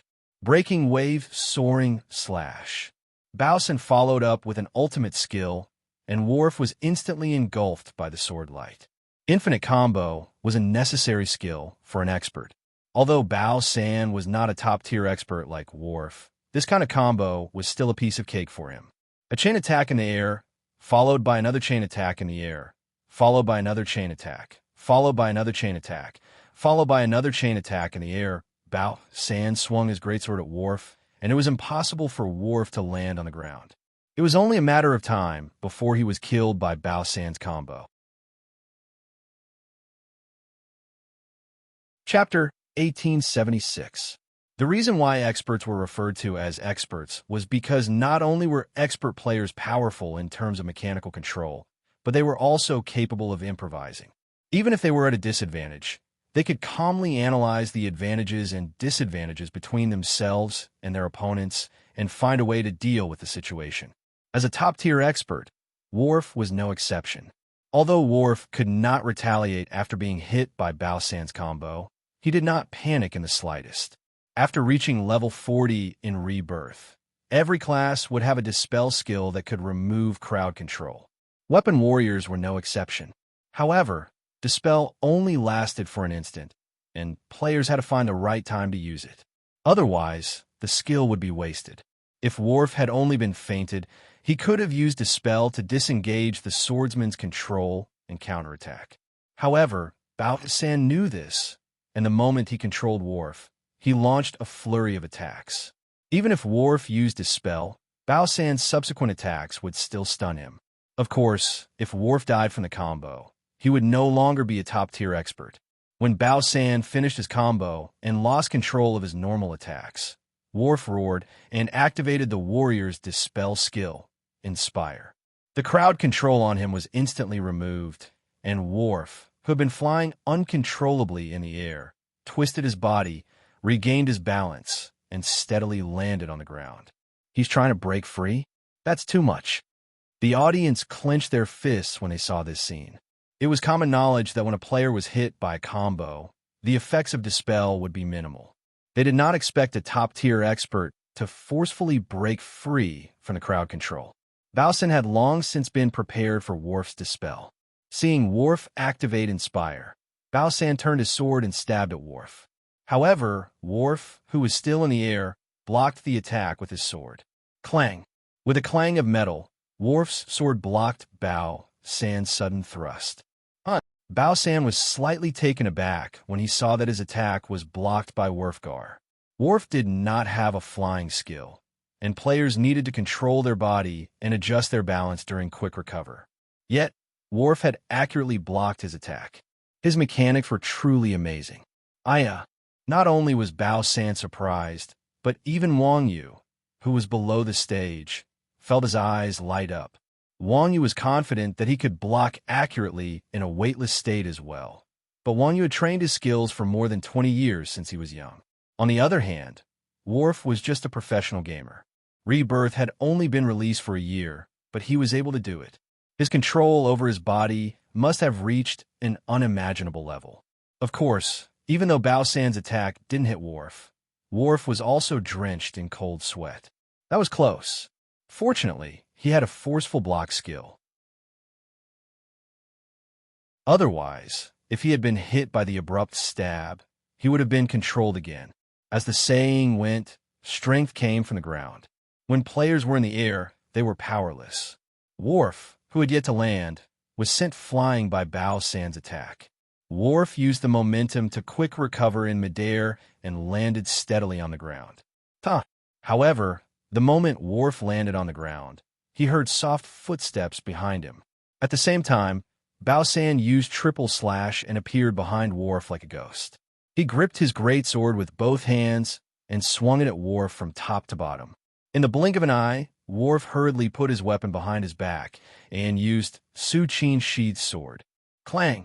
Bao San's greatsword was once again blocked by Worf. At the same time, Worf leaped forward and used roll to offset most of the force.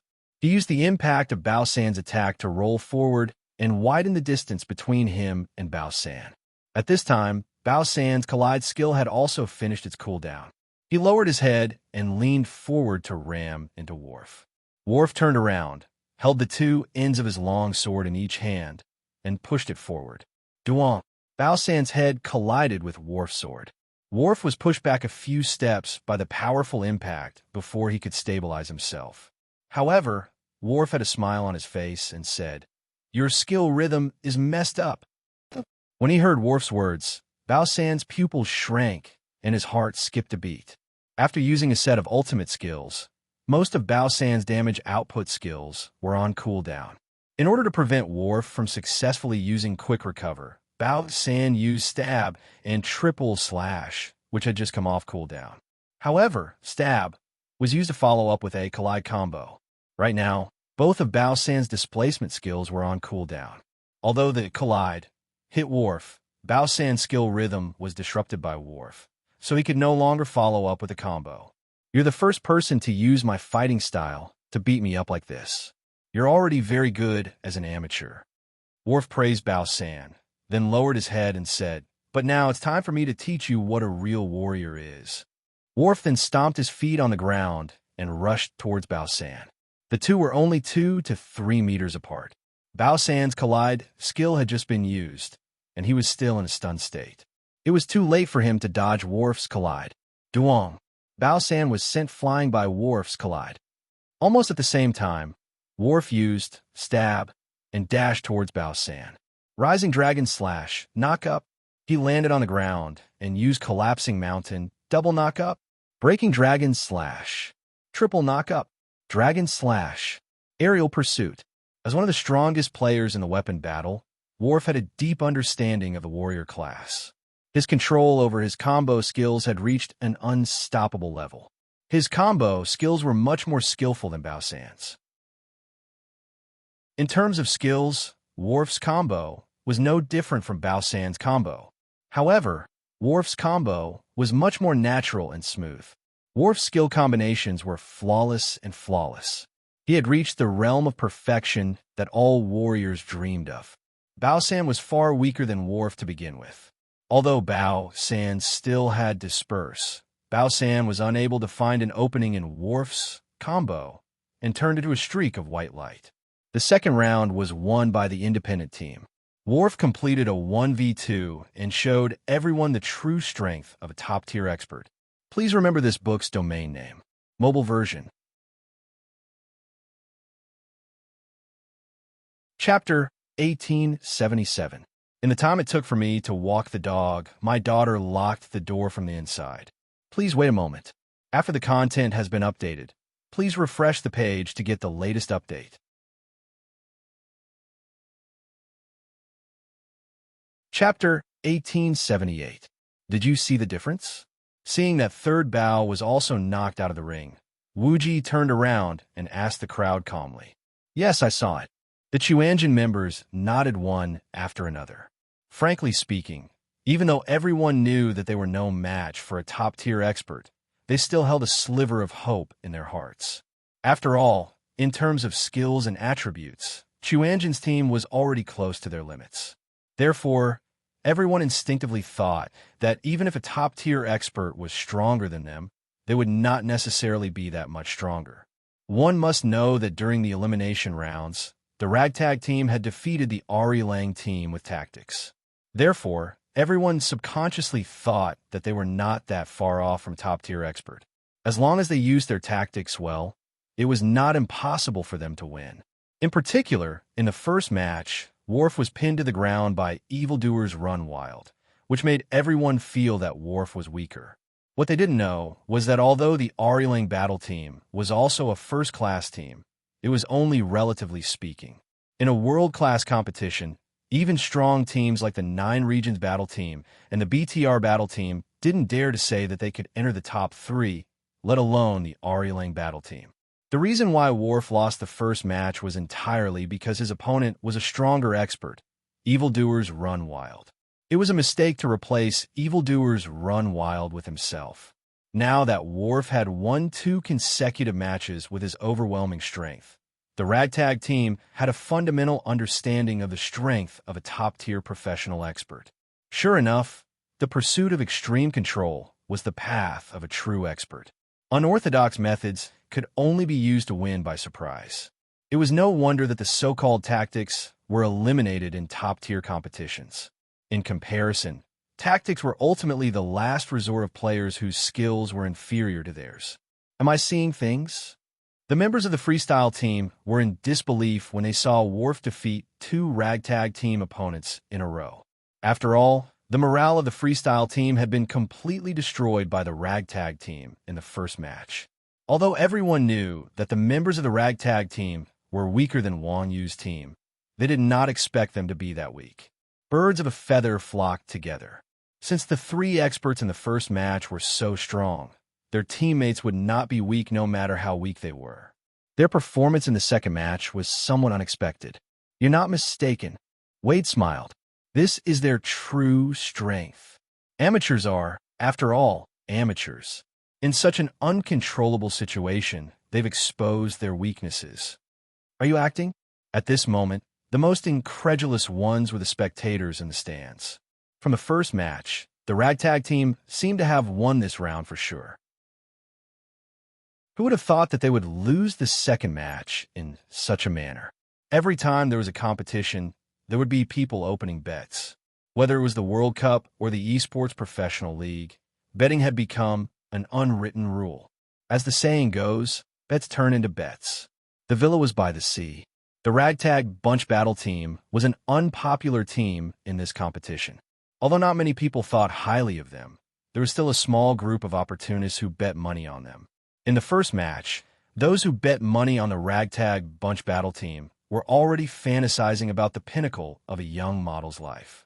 But the ragtag bunch battle team's performance in the second match was a fierce slap to the face. The cruelest thing in life was to have one's dreams destroyed and trampled on by others just as they were about to reach them. The miserable state of the motley crew, coupled with the fact that the motley crew had pretended to be arrogant in the previous match, had already incurred the wrath of the masses. Damn, you've been struck by lightning for showing off. Give me back my hard-earned money. Under the angry curses of the crowd, the venue darkened once more. After the light beam flashed, it stopped on Baiming Yoyu. Seeing that she had been chosen, Baiming Yoyu was a little confused. She had already gone up in the first match, and now she was chosen again in the second match. Her luck was out of this world. The scum of the ragtag bunch battle team did not forget to encourage her. Do your best. The opponent doesn't have much health left. Even if you can't kill him, you can still replace him. Hearing this, Baiming Yoyu's face darkened. She might as well not have said it. With a flash of light, Baiming Yoyu was teleported to the arena. Worf was also a weapon warrior, and he mainly added points to agility. Although warriors could wear heavy armor and had high health growth, Worf's health had been halved after taking a set of powerful skills from Bao 3. Assassins were a class that focused on burst damage. In the game, they were a little weak in PvE, but they had almost no natural enemies in PvP. Tanks with high health and defense had slight advantage, but only a little. At the end of the day, if an assassin wanted to kite a tank in the arena, the tank would not be able to do anything. As for vulnerable classes, they were basically lambs waiting to be slaughtered in front of an assassin. A full HP Baiming Yoyu versus a low HP weapon warrior. In terms of class and stats, she had the advantage.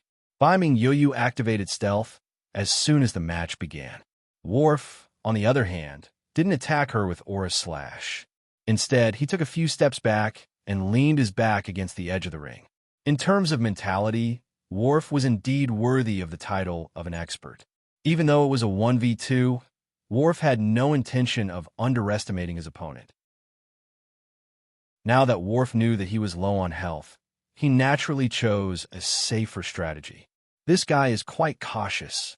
Seeing that her opponent had hidden his back, Baiming Yoyu mumbled to herself. She then removed stealth. Huh? What's he trying to do? Everyone was dumbfounded by Baiming Yoyu's actions. Even Worf did not know what she was thinking. Stealth was the signature skill of an assassin, and it was the most crucial part of an assassin's combat style. At least 8 out of 10 assassin skills revolve around the use of the core stealth skill. Without stealth, an assassin would lose at least half of their combat strength. This was also why tanks were the bane of assassins. Assassin players would usually raise their stealth to the highest level. The stealth skill, which allowed players to come and go without a trace, was one of the most troublesome skills for players. In fact, to prevent assassins from using the stealth skill as a trick, the tournament had even specially modified the skill. In the arena, the duration of an assassin's stealth was reduced to 180 seconds, but the cooldown was extended to 60 seconds. In this kind of situation, assassins should treasure their stealth ability even more, but Dark North Fish had canceled her stealth ability. This kind of inconceivable action was simply incomprehensible. Could it be that this brat was going to admit defeat? Chapter 1879. Just as everyone was wondering what Baiming Yoyu was trying to do, Baiming Yoyu raised her dagger and made a provocative gesture at Worf. Her intention was obvious. Come on, fight me head on.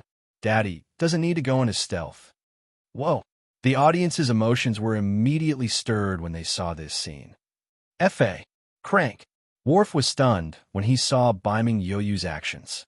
He felt every cell in his body tremble. Arrogance. What was arrogance? This was it. Stealth was an assassin's most important skill. The assassin in front of him had actually given up on stealth and wanted to fight him head-on. This showed how arrogant he was. He didn't take Worf seriously at all. Worf had been a professional player since he was a teenager. He was one of the most famous players in the circle. He had won and lost before, but no one had ever dared to act so arrogantly in front of him. Worf didn't have a good temper to begin with. At this moment, even a most good-tempered person wouldn't be able to control themselves. Worf leaned against the edge of the stage to prevent Baiming Yoyu from approaching him. Now that Baiming Yoyu had given up on stealth, Worf naturally wouldn't let her get away with it. Go to hell. Worf roared, lowered his head, and charged at Baiming Yoyu with charge. Naturally, Baiming Yoyu wouldn't just sit and wait for death. She activated swift movement and dodged to the side. But at this moment, Worf suddenly canceled the skill and used lunging slash. He instantly appeared in front of Baiming Yoyu, grabbed the hilt of his sword with both hands, and swung it from left to right. Whirlwind, activate. Whirlwind was a 360-degree AoE skill with no blind spots. Baiming Yoyu couldn't dodge in time, and was instantly sliced into pieces. Bang! However, when Worf's whirlwind hit Biming Yu, she suddenly exploded and turned into a cloud of smoke. Shadow clone technique? Worf didn't panic when he saw that Biming Yu had been destroyed. Once whirlwind was used, unless he canceled the skill, there was no way to stop it. It didn't matter if the enemy was in front of him or behind him. As long as they were within the skill's range, they would take damage. The shadow clone technique only lasted for 1 second at most, and whirlwind slash lasted for 5 seconds. Worf was not afraid of North Sea Yoyu's shadow clone technique. After all, they were currently in the arena. Without stealth, an assassin would not be able to hide. However, Worf was soon at a loss. Logically speaking, Biming Yu should have reappeared soon after she disappeared. However, Worf's whirlwind slash was almost over, and there was still no sign of her in the arena. Not only did Worf lose sight of Biming Yu in the ring, but the audience also lost sight of her. What's going on? Is there a bug in the system? Where did that kid go? No way, there's such a bug. In order to ensure viewing pleasure, the audience's field of view was from God's perspective. Assassins in stealth could also see their shadows. It was reasonable that Biming Yu's sudden disappearance from the arena was treated as a system bug. Pooh! Just as everyone was looking for Biming Yu's figure on the stage, an arm suddenly reached out from underneath Worf. The arm swung and grabbed Worf's ankle tightly. Worf was shocked when his ankle was grabbed, and he instinctively lowered his head. At the same time, another arm emerged from the ground with a dagger in hand. The dagger slashed across Worf's ankle, causing a mist of blood. Earth escape, mental decapitation, tendon flick. Ouch! Worf felt his legs go soft, and he lost all feeling in one of his legs. A buff also appeared on his head. Tendon flick. Movement speed decreased by 60% for 30 seconds. F***CK, what skill is that? Earth escape? So shameless. Of course. Earth escape was one of the most shameless skills in the closed beta. It was comparable to Chun Xiang summon. Countless experts have been injured by this skill, and even Wang Yu had a headache over it. It was not embarrassing for Worf to be tricked by Earth escape. After slowing Worf down, Biming Yu leaped behind Worf. For experts, movement speed was definitely the most important attribute in PvP. Worf's movement speed had plummeted by 60%. Although he knew there was someone behind him, he did not have the strength to turn around. Thud! Before Worf could turn around, Biming Yu raised her dagger and smashed it into the back of Worf's head, stunning him on the spot. Throat slit, backstab, instant hell slash. Biming Yu's combo was executed in one go without any hesitation. Before Worf was stunned, all her attacks landed on his back. Among all classes, Assassin's explosive damage was only slightly inferior to mages. Even tanks would lose half their HP if they were hit by the combo. Worf was only a weapon warrior. His defense was not as good as a tank's, and he was low on HP. Naturally, he could not withstand Biming Yu's explosive skill. In fact, Worf had reacted the moment Biming Yu appeared behind him. However, with his movement speed reduced by 60%, Worf could not retaliate. Just like that, Worf could only watch as his HP was emptied. He helplessly transformed into a ray of white light and appeared in the middle of the team. The Ragtag Bunch won the third round. Awesome! Awesome! In an instant, the audience burst into deafening cheers. One had to admit that although Earth Escape wasn't much of a spectator, the tension and excitement that came with it were still very strong. Imagine an opponent looking around for you and suddenly reaching out from the ground. That feeling was exhilarating. Of course, players with masochistic tendencies could also imagine a hand suddenly reaching out from the ground while they were looking around. It was also quite exciting. Not only did Biming Yu's counterattack with Earth Escape show everyone what an assassination was, it also gave them hope. At this moment, the audience's cheers rose and fell in succession in the spectator stands. Luckily, I didn't tear up my ticket. I'm so lucky. I'm so lucky. Yeah. I have to vote for Iron Ox. However, compared to the others' excitement, Biming Yu's expression was especially serious. This was because she knew that the next round wouldn't be as easy as before. The reason why she was able to defeat Worf so easily was mainly because of the surprise effect of Earth Escape. Now that she had exposed her trump card too early, her opponent would definitely be on guard. Winning in this situation would depend on luck. 8. Chapter 1880. Although he was knocked out of the ring, it wasn't too shameful for Wolf to win 2 games in a row. After all, Baiming Yoyu's Earth Escape was too sudden, and no one could guarantee that they wouldn't fall for it in that situation. Next was the 4th round. The second player from the free battle team was none other than Wade the Spider-Man. Wade was also quite unlucky.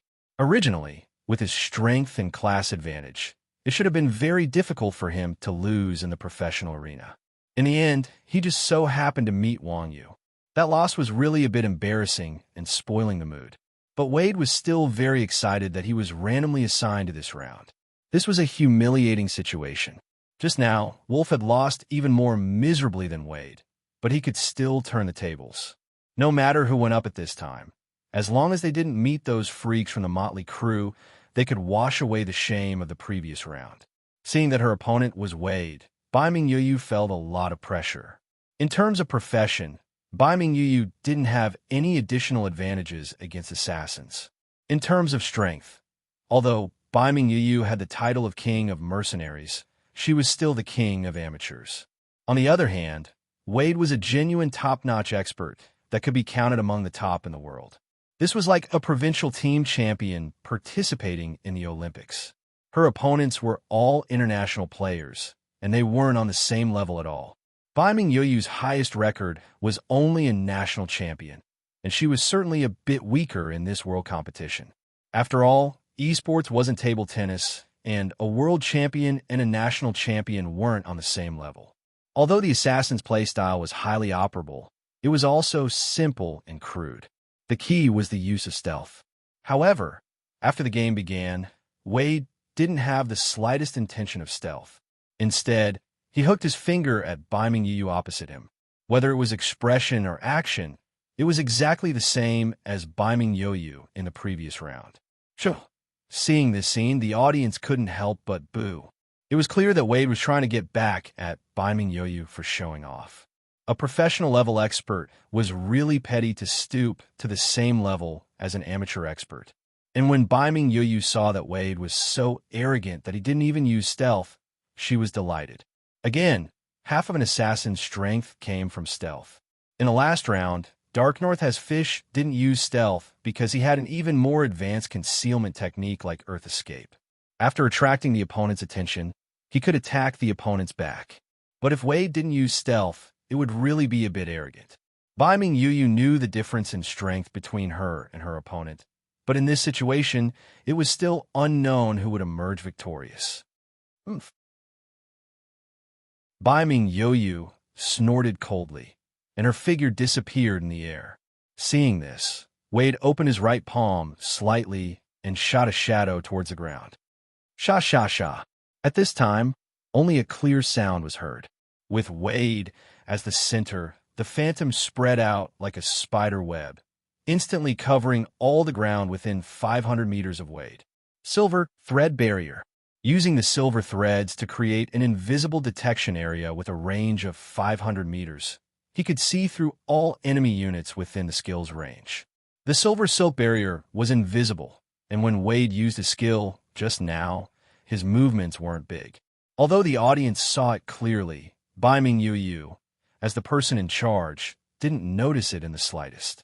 Baiming Yoyu was extremely fast. Just as Wade laid down the silver silk barrier, Baiming Yoyu had already turned behind Wade, and then she picked up her dagger and activated swift movement, stabbing Wade in the back with backstab. Poochie! Baiming Yoyu left an afterimage and stabbed Wade in the back of the waist. Little did she know that when Baiming Yoyu stepped into the range of Wade's silver silk barrier, Wade had already sensed it.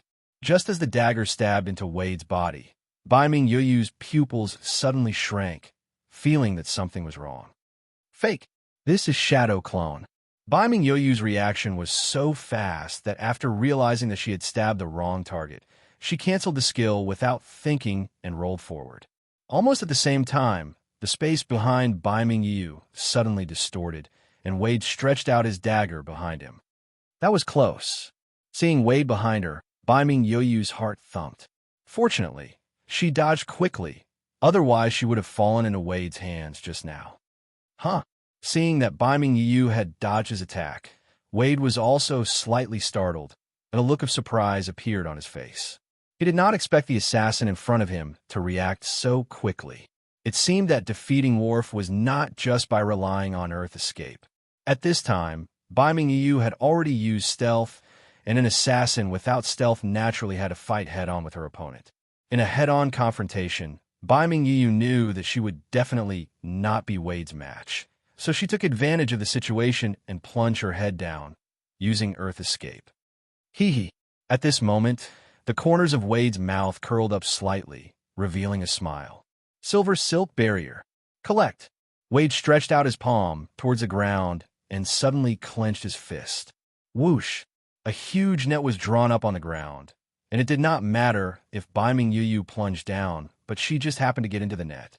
Silver silk barrier bind. Wade crossed his arms, and a large net layer upon layer wrapped around Bai Mingyu. Before Bai Mingyu could figure out what was going on, she was directly wrapped up into a pupa by Wade's big net. F*CK, F*CK, F*CK. Is this skill so shameless? I protest. The free team is cheating, ban them. Seeing Bai Mingyu caught by Wade's net, Mingdu couldn't help but shout loudly, immediately attracting the attention of the audience. Everyone had played the game for so long, but they had never seen such a shameless person. Cough, cough. Everyone from the motley crew coughed and turned their faces to the side, indicating that they did not know this idiot in front of them. Shameless skill? Was there a skill more shameless than Earth escape in this game? This silver silk barrier was just a very ordinary control skill. The reason why it could catch Bai Mingyu was entirely because the attributes were somewhat of a counter. If Bai Mingyu was careful and did not use Earth escape within the range of the barrier, she could still avoid it. Compared to Earth escape, which could not even be seen from an omniscient view, this skill was very standard. Mingdu's words seemed to have the tendency of only allowing officials to set fires and not the common people to light lamps. Besides, the skill settings in Rebirth were originally like this. Even if there were more shameless skills, as long as it was within the scope of the system, it was reasonable. Mingdu's protest was really a bit unreasonable. P.S. Good evening, everyone. Isn't today's update a bit early? Please bookmark, subscribe, recommend, and gift monthly tickets. I've really been eating dirt recently. Please remember this book's original domain name. Mobile version website. Chapter 1881. Whether a skill was shameless or not, the system had its own limits. Even if you wanted to ban skills, you had to ban Earth escape first. Mingdu was obviously trying to cause trouble for Bai Mingyu with his nonsense. Shut up. Bao San's temper was a bit more violent. He slapped the back of Mingdu's head, forcing Mingdu to shut his mouth. Fortunately, the system was a bit busy and couldn't be bothered with Mingdu's nonsense. Otherwise, Mingdu would become the main culprit for screwing over his teammates. As an agility-based class, assassins relied a lot on speed. At this time, Bai Mingyu was tied up like a big dumpling and naturally couldn't move. At this time, Wade rushed forward and used gouge on the back of Bai Mingyu's head. She was stunned. Immediately after, Wade used an assassin combo and knocked Bai Mingyu off the stage. The fourth round ended. The current score was 1-3. The motley crew's advantage in the first round was tied by the free team. Wade's strength could be said to be the strongest in the free team, and the assassin class was indeed the king of PvP. The motley crew's strength was already on the weaker side. In the last 2 rounds, none of Wang Yu and the others were randomly assigned. Without any suspense, the last 2 rounds were also easily won by Wade. The second round ended. The final score stopped at 1-9, and the total score was fixed at 4-10. Originally, the motley crew had a huge advantage over their opponents, but in the second round, the independent battle team had caught up and left them far behind. In the lounge, compared to the last round, The free team was in a much better mood. Everyone had a smile on their faces. It was as if they were completely different people from the previous gloomy faces. As expected of Wade, old friend, you're still the most reliable at crucial times. Thanks, Wade said proudly without a hint of modesty.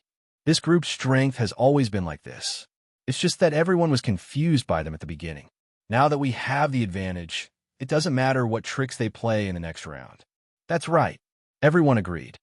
In the end, esports competitions still rely on strength. On the Motley Crew's side, everyone frowned and stared at Wuji with a serious face. If the advantage continued, everyone only needed to choose a large map in the last round and walk around. They could use the score to win without fighting the opponent head-on. But now, the score was pulled by more than 6 points. Falling behind in the score caused the ragtag team to fall into a passive situation. Even if they took the initiative to attack, they might not be able to win. Although the Motley team had an expert like Wang Yu, the rest of them were relatively weaker. In a fight between gods of this level, the others were basically the opposite side's free points. One had to know that the final result of the third team battle depended on the score. If the opponent's score was higher than theirs when the time was up, then it would be determined that the opponent had won. If the other party wanted to avoid Wang Yu and the others, it would not be easy for them to capture experts of this level. Firstly, in terms of speed, the demon-like Rampage would be much slower. Although Yang Na ran fast, her strength was also the lowest.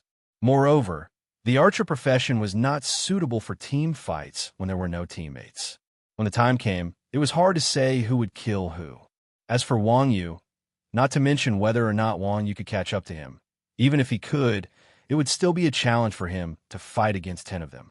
After all, his opponents weren't ordinary people, but top-tier pro players. Fighting several of them at once was definitely not a problem for Wang Yu. However, a party with a complete set of classes, with extremely high tactical coordination and individual strength was not as simple as 1+1. At the end of the day, Rebirth was not a single-player game. No matter how strong Wang Yu was, he was still limited by his attributes. He could only use his own skills to maximize the potential of his attributes. Professional players were precisely this type of people, just that they weren't as overboard as Wang Yu. In the face of such a level of opponents, Wang Yu would not be able to destroy the entire field by himself. Otherwise, why would Wang Yu need teammates? He could just compete alone. Wuji pondered for a moment and said, "The third match is very important for us. We must make good use of it. Let's choose Purgatory Factory for the third match." Purgatory Factory? Hearing Wuji's words, everyone was surprised and asked, "Why do we choose this map? Shouldn't we choose a smaller map?" Since they were taking the initiative to attack, they couldn't give the opponent any room to escape. Therefore, in theory, the smaller the map, the better. No, Wuji waved his hand and said, "For a top-tier team like them, the coordination between the teams will definitely be far better than ours. We are already at a disadvantage in terms of raw strength. Naturally, we have to make up for it with the terrain. But isn't this map a little dangerous?" Chun Xiang frowned and said, "I'm afraid that we will be schemed against by others." Faced with Chun Xiang's doubts, Wuji said calmly, "However, this is the only map that can disperse the cohesion of their team." After the break, both teams entered the game again. The third match officially began. The third map was chosen by the Motley Crew. As per Wuji's suggestion, Wang Yu chose the Purgatory Factory. As Wang Yu pressed the confirm button, the venue began to change from the original arena to a purgatory full of raging flames. The entire map was filled with churning magma, and the magma kept bubbling. Such a terrifying fiery hell made everyone feel a burning sensation in their hearts. In the middle of the magma pool was a square floor formed by a grid of iron plates. On the iron plates, there were rows of things that looked like pet eggs. Just like the iron plates, they were roasted red by the magma. These things were called purgatory demonic seeds. It was an essential material for the Nephilim to create their own kind, and the Purgatory Factory was the operating room for the creation of purgatory demonic seeds. Fortunately, under the setting of the system, the entire scene was only hot, and it wouldn't exceed the upper limit of the player's tolerance. Otherwise, Wang Yu and the others would be roasted like teppanyaki. Right above the ground, there was a small platform floating. This small platform was the operating platform of the Purgatory Factory. This map was discovered by chance when Xuanjin and the others were helping Baiming Yuyu to complete the mission. Back then, in order to complete the mission in this scene, Xuanjin and the others had spent a lot of effort. At this time, it was actually used by Wuji as the battlefield for the team battle. With a flash of light, both the free team and the motley crew were teleported to the iron plates in the magma at the same time. Wuji raised his head and glanced at the operating platform above his head. Then, he ordered to place one's pride. Chicken grabbed the operating platform as soon as possible. Please remember this book's domain name. Mobile version's fastest updated website.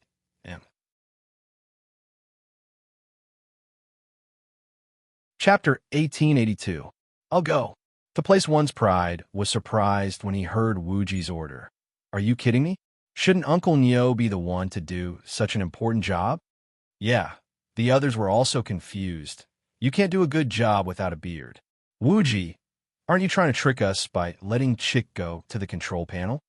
Xuanjin's group suffered quite a bit when they were fighting Purgatory Factory. The most important part of this map was the control panel. Such an important thing should be given to the person with the most confidence. Logically speaking, it should belong to Old Cow. Wuji said, but everyone has seen the strength of the other side. Without Old Cow, we definitely can't beat them. Uncle Yao, go. To place one's pride looked at Evildoers Run Wild. Evildoers Run Wild was confused. It's my first time on this map. Ugh. To place one's pride was speechless. It was his first time here, so he definitely hadn't seen this map before. He definitely didn't know how to operate the control panel. Letting someone who didn't know how to operate the control panel was no different from letting someone who had never seen a car drive a car. What about Sister Shui? To place one's pride looked at Yang Na. She's a long-range attacker. Wuji looked at to place one's pride with disdain. Chick, can you do it? You're a man, and you're pushing this kind of thing to a woman. But I'm scared if I'm alone. To place one's pride said with a guilty conscience. The control panel was suspended in the air, so he had to be separated from the team. In a situation where the opponent was unprecedentedly strong, it was safer to stick together. Wouldn't he be the one left alone if he went to the control panel alone? Moreover, the control panel was the most important place on this map. If he went to the control panel like this, he would probably be the first to be targeted. Look at what you're saying.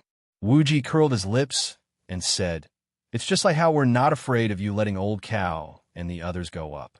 Hurry up and get up, or else I'll make you the first to die. F*CKU Wuji old dog. To place one's pride immediately burst into tears after being threatened by Wuji. Mother Kerr, what kind of people are these? They're too vile. Of course, regardless of whether it was to place one's pride or the others, although they always went against Wuji, they were actually very obedient. With Wuji's personality, those who disobeyed him would not have a good ending. He was definitely not joking when he said that he would make to place one's pride the first to die. They weren't Wang Yu, who was strong enough to look down on all kinds of schemes and plots. Naturally, they wouldn't look for trouble for themselves. As soon as the match began, to place one's pride leaped towards Yin Lao Air, who was below the control panel. Yin Lao Air raised his shield and pushed upwards. To place one's pride used the momentum to easily jump onto the control panel. At the same time, the other independent battle team members had already pulled apart their formation and were pouncing towards the motley crew. Yin Lao Air used charge and ran to the front of the team. He raised a shield and blocked the motley crew behind him. At this time, Chun Xiang glanced at the other independent battle team members and immediately reported 2 coordinates in the battle team chat. 2, 16, 7, 15. Rumble. As soon as Chun Xiang finished speaking, the mage in the back of the independent battle team suddenly felt the ground beneath his feet disappear. The iron plate he was stepping on suddenly sank. Aya! The mage screamed in pain and fell into the lava. The other members of the independent battle team didn't even have time to look back when they heard the scream. The shield warrior at the front also fell into the lava. The churning lava instantly engulfed the two of them. That's right, the control panel in midair was a remote control used to operate a grid of metal plates on the ground. In the background story, the production of purgatory demon seeds needed to be soaked in purgatory lava to be tempered, and the main purpose of this factory was to temper purgatory demon seeds. Although the damage in the lava wasn't enough to one-shot someone, it was still very high.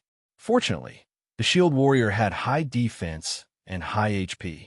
When he was burned by the lava, the HP bar above his head jumped slightly. He only lost 10,000 HP. However, the mage was in a worse state. The HP bar above his head was directly halved.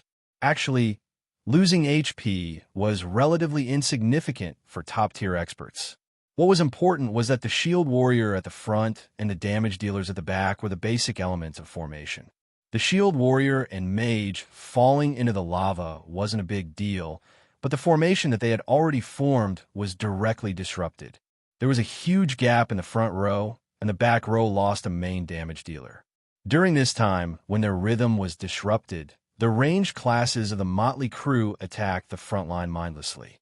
In just one exchange, the freelance combat team was beaten black and blue. The players of the independent battle team were all top-tier experts. Wade instantly realized what was going on when he lost the first round. So he pointed at the motley crew and said, "Everyone, hurry up and move. Don't just stand there. Try to get close to the enemy." Or it could be said that he was an expert. His ability to adapt to the situation was very strong, and he instantly made a response. The iron plate fell according to coordinates and didn't lock onto a player. This thing was like a non-directional skill. As long as they moved, they could avoid it. The reason why they got close to the motley crew was that the falling iron plate didn't distinguish between friend and foe. Everyone was mixed together, and the coordinates were definitely very messy. This way, it was easy to accidentally hurt their allies, and they would definitely be restrained. However, the independent battle team didn't expect that although the motley crew was very weak, except for a few people, each of them was a person with great skills. For example, Brother Chun was one of the best in the world. His prediction ability had already reached the pinnacle. It wasn't an exaggeration to say that as long as the target took a few steps in front of Chun Xiang, he could calculate the target's movement speed, and thus accurately predict the target's movements, even if the opponent was a world-class expert like the independent battle team. As long as Chun Xiang was given a safe environment to predict, he could make sure the opponent couldn't escape. 8, 1210, 139, 1911, 16. A series of coordinates appeared in the motley crew's channel, and the iron plates on the ground sank into the lava one after another. The independent battle team couldn't dodge in time and also fell in. Before they could even reach the motley crew, all the members of the free battle team had been burned by the magma. In the chaos, Yin Lao Air raised his shield to protect Chun Xiang, and the others took the opportunity to attack. After a few rounds, the first mage to fall into the lava was sent flying out of the arena by Yang Na's arrow. "Stop moving." At this time, Wade finally felt that something was wrong. The iron plate on the ground was a little strange. No matter how they dodged, they couldn't avoid the iron plate sinking. It was as if they had turned on a self-targeting cheat. The accuracy of their judgment was simply shocking. It was obvious that there was an expert in this motley crew. Please remember the domain name of this book. Chapter 1883. Thinking of this, Wade hurriedly raised his head and glanced at the console directly above him. The Place One's Pride was playing excitedly on it. However, Wade did not take the Place One's Pride seriously at all. Because the console was directly above the ground, a normal person sitting on it wouldn't be able to see what was happening below. Even if Shui Ao were to operate from the console, he would still be able to determine that the person making the predictions wasn't him. At this time, even if he directly attacked to Place One's Pride, it would be useless. After all, the person who predicted it was still there. If he killed one operator, there would inevitably be another operator following. The so-called treating the symptoms and eliminating the roots. Naturally, he had to find out the person behind the scenes. So Wade took another look at the motley crew on the opposite side. At this glance, he happened to see Chun Xiang protected by Lao air behind him. Sometimes excessive protection is to expose the target. At this time, Chun Xiang was specially protected. There must be something wrong. Old man, seeing this, Wade immediately ordered the invisible man beside him. Let's go over and kill that warlock in the green hat. Okay. The invisible man responded, his figure swayed, and he disappeared from the arena at the same time as Wade. Not far away, Wuji saw the two disappear, and the corners of his mouth curled up slightly, revealing a treacherous smile. Wang Yu and Evildoers Run Wild took a step back at the same time and stood on the left and right sides of Chun Xiang. Wade and the invisible man were extremely fast. They crossed the fallen area and rushed behind Chun Xiang in an instant. The two looked at each other and raised their daggers at the same time to stab Chun Xiang in the back. However, at the moment when the two of them attacked, they suddenly felt a weight behind them, and a big hand grabbed their collars from behind. One of the two big hands was so powerful that it directly picked up the invisible man who was in the middle of an attack. The other tripped Wade's feet, pushed and pressed his hand, and pressed Wade's face onto the ground that was burned red by the magma. Being grabbed by the collar from behind, the two of them couldn't break free for a while. In a panic, Wade and the invisible man looked back and saw two identical faces staring at them and smiling. These two people were none other than Wang Yu and Evildoers Run Wild. Seeing these two people, the confusion on Wade and Invisible's faces instantly turned into horror. At this moment, Wuji mocked him in a fluent foreign language. Do you think there's a flaw in my command? Daddy exposed the target to attract you two idiots. After saying that, Wuji casually snapped his fingers and calmly gave orders to Wang Yu and the other man. Kill them. Wuji's boss-like tone made Wang Yu and the invisible man very unhappy. However, this was a competition. Although they were unhappy, it was reasonable to listen to Wuji's command. The two of them could only vent their dissatisfaction on Wade and the invisible man. Logically speaking, although Wang Yu and the invisible man were very strong, it would not be so easy to deal with top professional players. However, Wade and the invisible man were focused on assassinating Chun Xiang and did not pay attention to Wang Yu and Evildoers Run Wild at all. As a result, they directly exposed a flaw. When experts fought, a flaw could be fatal, let alone a great expert at the level of Wang Yu. The two of them exerted force in their hands, and Wade and the invisible man were squeezed into a ball of white light on the spot and teleported out of the field at the same time. As for Chun Xiang, who was targeted, he did not look back from beginning to end. What a joke. With two great experts standing beside him, Chun Xiang was extremely relieved to hand over his back. Moreover, if it was an attack that even Wang Yu and Evildoers Run Wild could not block, so what if they could turn back? They could only watch helplessly as they were beaten to death. In the first 5 minutes of the game, 3 people from a free team were eliminated, including their captain Wade. Seeing the situation on the field, the audience's mood changed once again. In the first game, everyone was full of confidence in the motley crew, but in the second game, the motley crew revealed their true strength as an amateur team. They thought that the third game would be over, but who knew that this group of guys would once again catch everyone off guard. Relying on a map advantage, the motley crew not only completely suppressed their opponents, but also set up a wave of ambushes and successfully knocked the 3 core damage dealers of the free team out of the field. Looking at the current situation, the magma refinement was still ongoing. Without the core damage dealers, it was difficult for the free team to reorganize their formation. Team battles were all about formation and tactics. In terms of tactics, the free team was completely suppressed by their opponents with the advantage of the field, and their formation was also unable to deal damage. If this continued, if the free team did not make reasonable countermeasures, it was only a matter of time before they were wiped out. Worf, grab a control panel up there. With Wade dead, the command fell into the hands of the second commander of the free team, Gospel.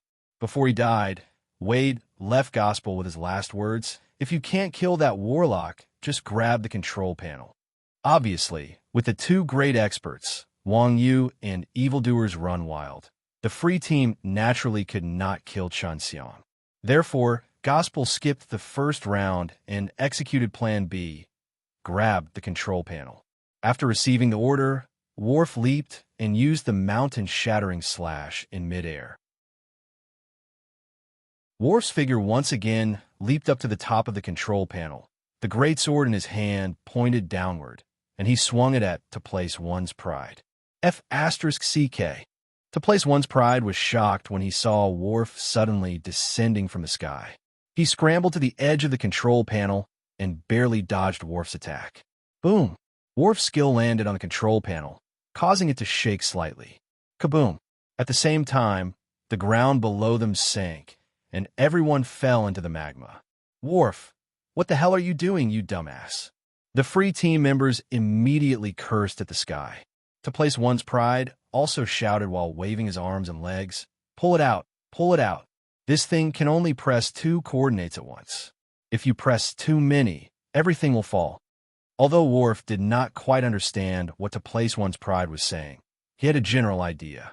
He pulled the weapon out, and, as expected, the ground below rose again. Everyone on the ground was sweating profusely. Do you know how to play? You idiot, just press it like that. The ground rose again. To Place One's Pride let out a long sigh and gave Worf the middle finger with a look of disdain. Worf's expression darkened. He swung his great sword at To Place One's Pride. F***CK. Help me. To Place One's Pride turned pale with fright. He screamed and dodged, but while the control panel was big enough for a person to sit on, it was too small for a fight. To Place One's Pride was slashed 3 to 4 times in an instant. To Place One's Pride did not have much health to begin with, and Worf's attacks were vicious. To Place One's Pride had lost 1/5 of his health with just a few slashes. Please remember this book's domain name.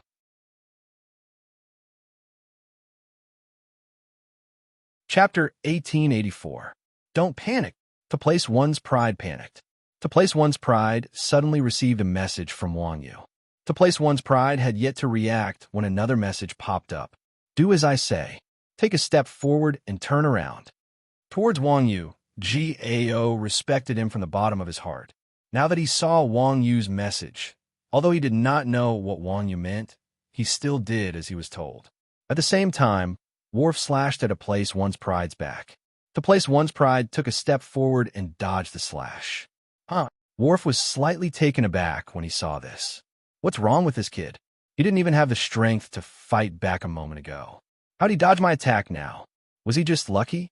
As he pondered, Worf took a step forward and launched a dashing slash at Pride. To Place One's Pride turned around. To Place One's Pride, Worf's slash grazed To Place One's Pride's back. Collapsing fist rush. Wang Yu gave another order in the motley cruise channel. To Place One's Pride realized what was going on after dodging 2 of Worf's attacks. He leaped forward and activated Collapsing Fist, smashing at Worf. Worf slash missed and entered a stun state. He swung his hands and was about to use Whirlwind Slash, but To Place One's Pride was already in front of Worf and punched him in the face. Bang! To Place One's Pride's punch landed on Worf's head. He took a step back, and his Whirlwind Slash was forcefully interrupted. Knee strike, knee rush, carry throw, dominating fist dance. Wang Yu's order appeared in the team channel the moment Collapsing Fist hit Worf. On the control panel, Ao reached out and pulled Worf, who had lost his balance from the impact, into her hands. She raised her knee and knocked Worf's stomach twice. As a grab skill, knee strike had high priority. The 2 knees forced Worf to bend over. To Place One's Pride grabbed Worf's ear and kneed Worf in the face. Even though the knee rush was a simple move and did not look fancy, it was still a Grandmaster of Combat's ultimate move, and its damage was only slightly lower than the Shadow Chain kick. Boom! With a loud bang, Worf's feet left the ground, and he was sent flying backward. It was not too late to send his opponent flying. Concealing Pride took a step forward and wrapped his arms around Worf's waist. Then he leaned back. Duong. To Place One's Pride picked Worf up and smashed him on the ground. Carry throw. Similar to knee strike, it was a grab skill. The damage was not high, but the priority was high. It also had a short stun effect. Dominating fist dance. After throwing Worf to the ground, Extreme Pride jumped on top of Worf and shouted. He clenched his fists and rained punches on Worf's face. Worf, who was struggling to get up, was hammered to the ground again. This isn't a dream, right? To place one's pride knocked Worf to the ground with a series of combo attacks. Worf could not even get up from the ground. Worf was in complete silence. Fighters were a class that had weak points in all aspects. The only advantage they had was their handsomeness. Not only did they look handsome, but their skills were also cool, especially when they used combo attacks. Worf's punches landed on flesh. Whether it was the visual impact or the visual impact, he was definitely the best among all the classes. Fighters relied on combo attacks to make a living. Their skills were on cooldown and had low consumption. To place one's pride was not weak to begin with. With Wang Yu's guidance, the combo attacks were perfectly chained. To place one's pride, Worf, an expert of his generation, could not even fight back. The grandmasters of combat of this motley crew were all too ridiculous, weren't they? There were those who threw their opponents to their deaths, and there were those who beat their opponents up with ease. Now, even a little kid was able to pin a pro like Worf to the ground. Could it be that the strongest class in the game was the Grandmaster of Combat? How is this possible? Below the ring, Invisible Man and Wade were even more dumbfounded. To place one's pride's information was introduced. They were not weak, but they did not have any advantage in front of top experts. Worf could be said to be a piece of cake to deal with him, but the reality was shocking. If it was Wang Yu and Evildoers Run Wild, it would be fine. Both of them were tall and burly, and it was obvious that they were not to be trifled with. However, it was unbelievable that such a skinny kid could also have such strength. Conservatively speaking, under normal circumstances, Wang Yu would be able to take on at least 3 top-notch experts. It would not be a problem for her to take on 2 monsters at once. Although Yang Na was slightly weaker, she would not lose to anyone in a one-on-one fight. Therefore, in the 6-on-9 battle below the control table, Wang Yu and Evildoers Run Wild had the upper hand.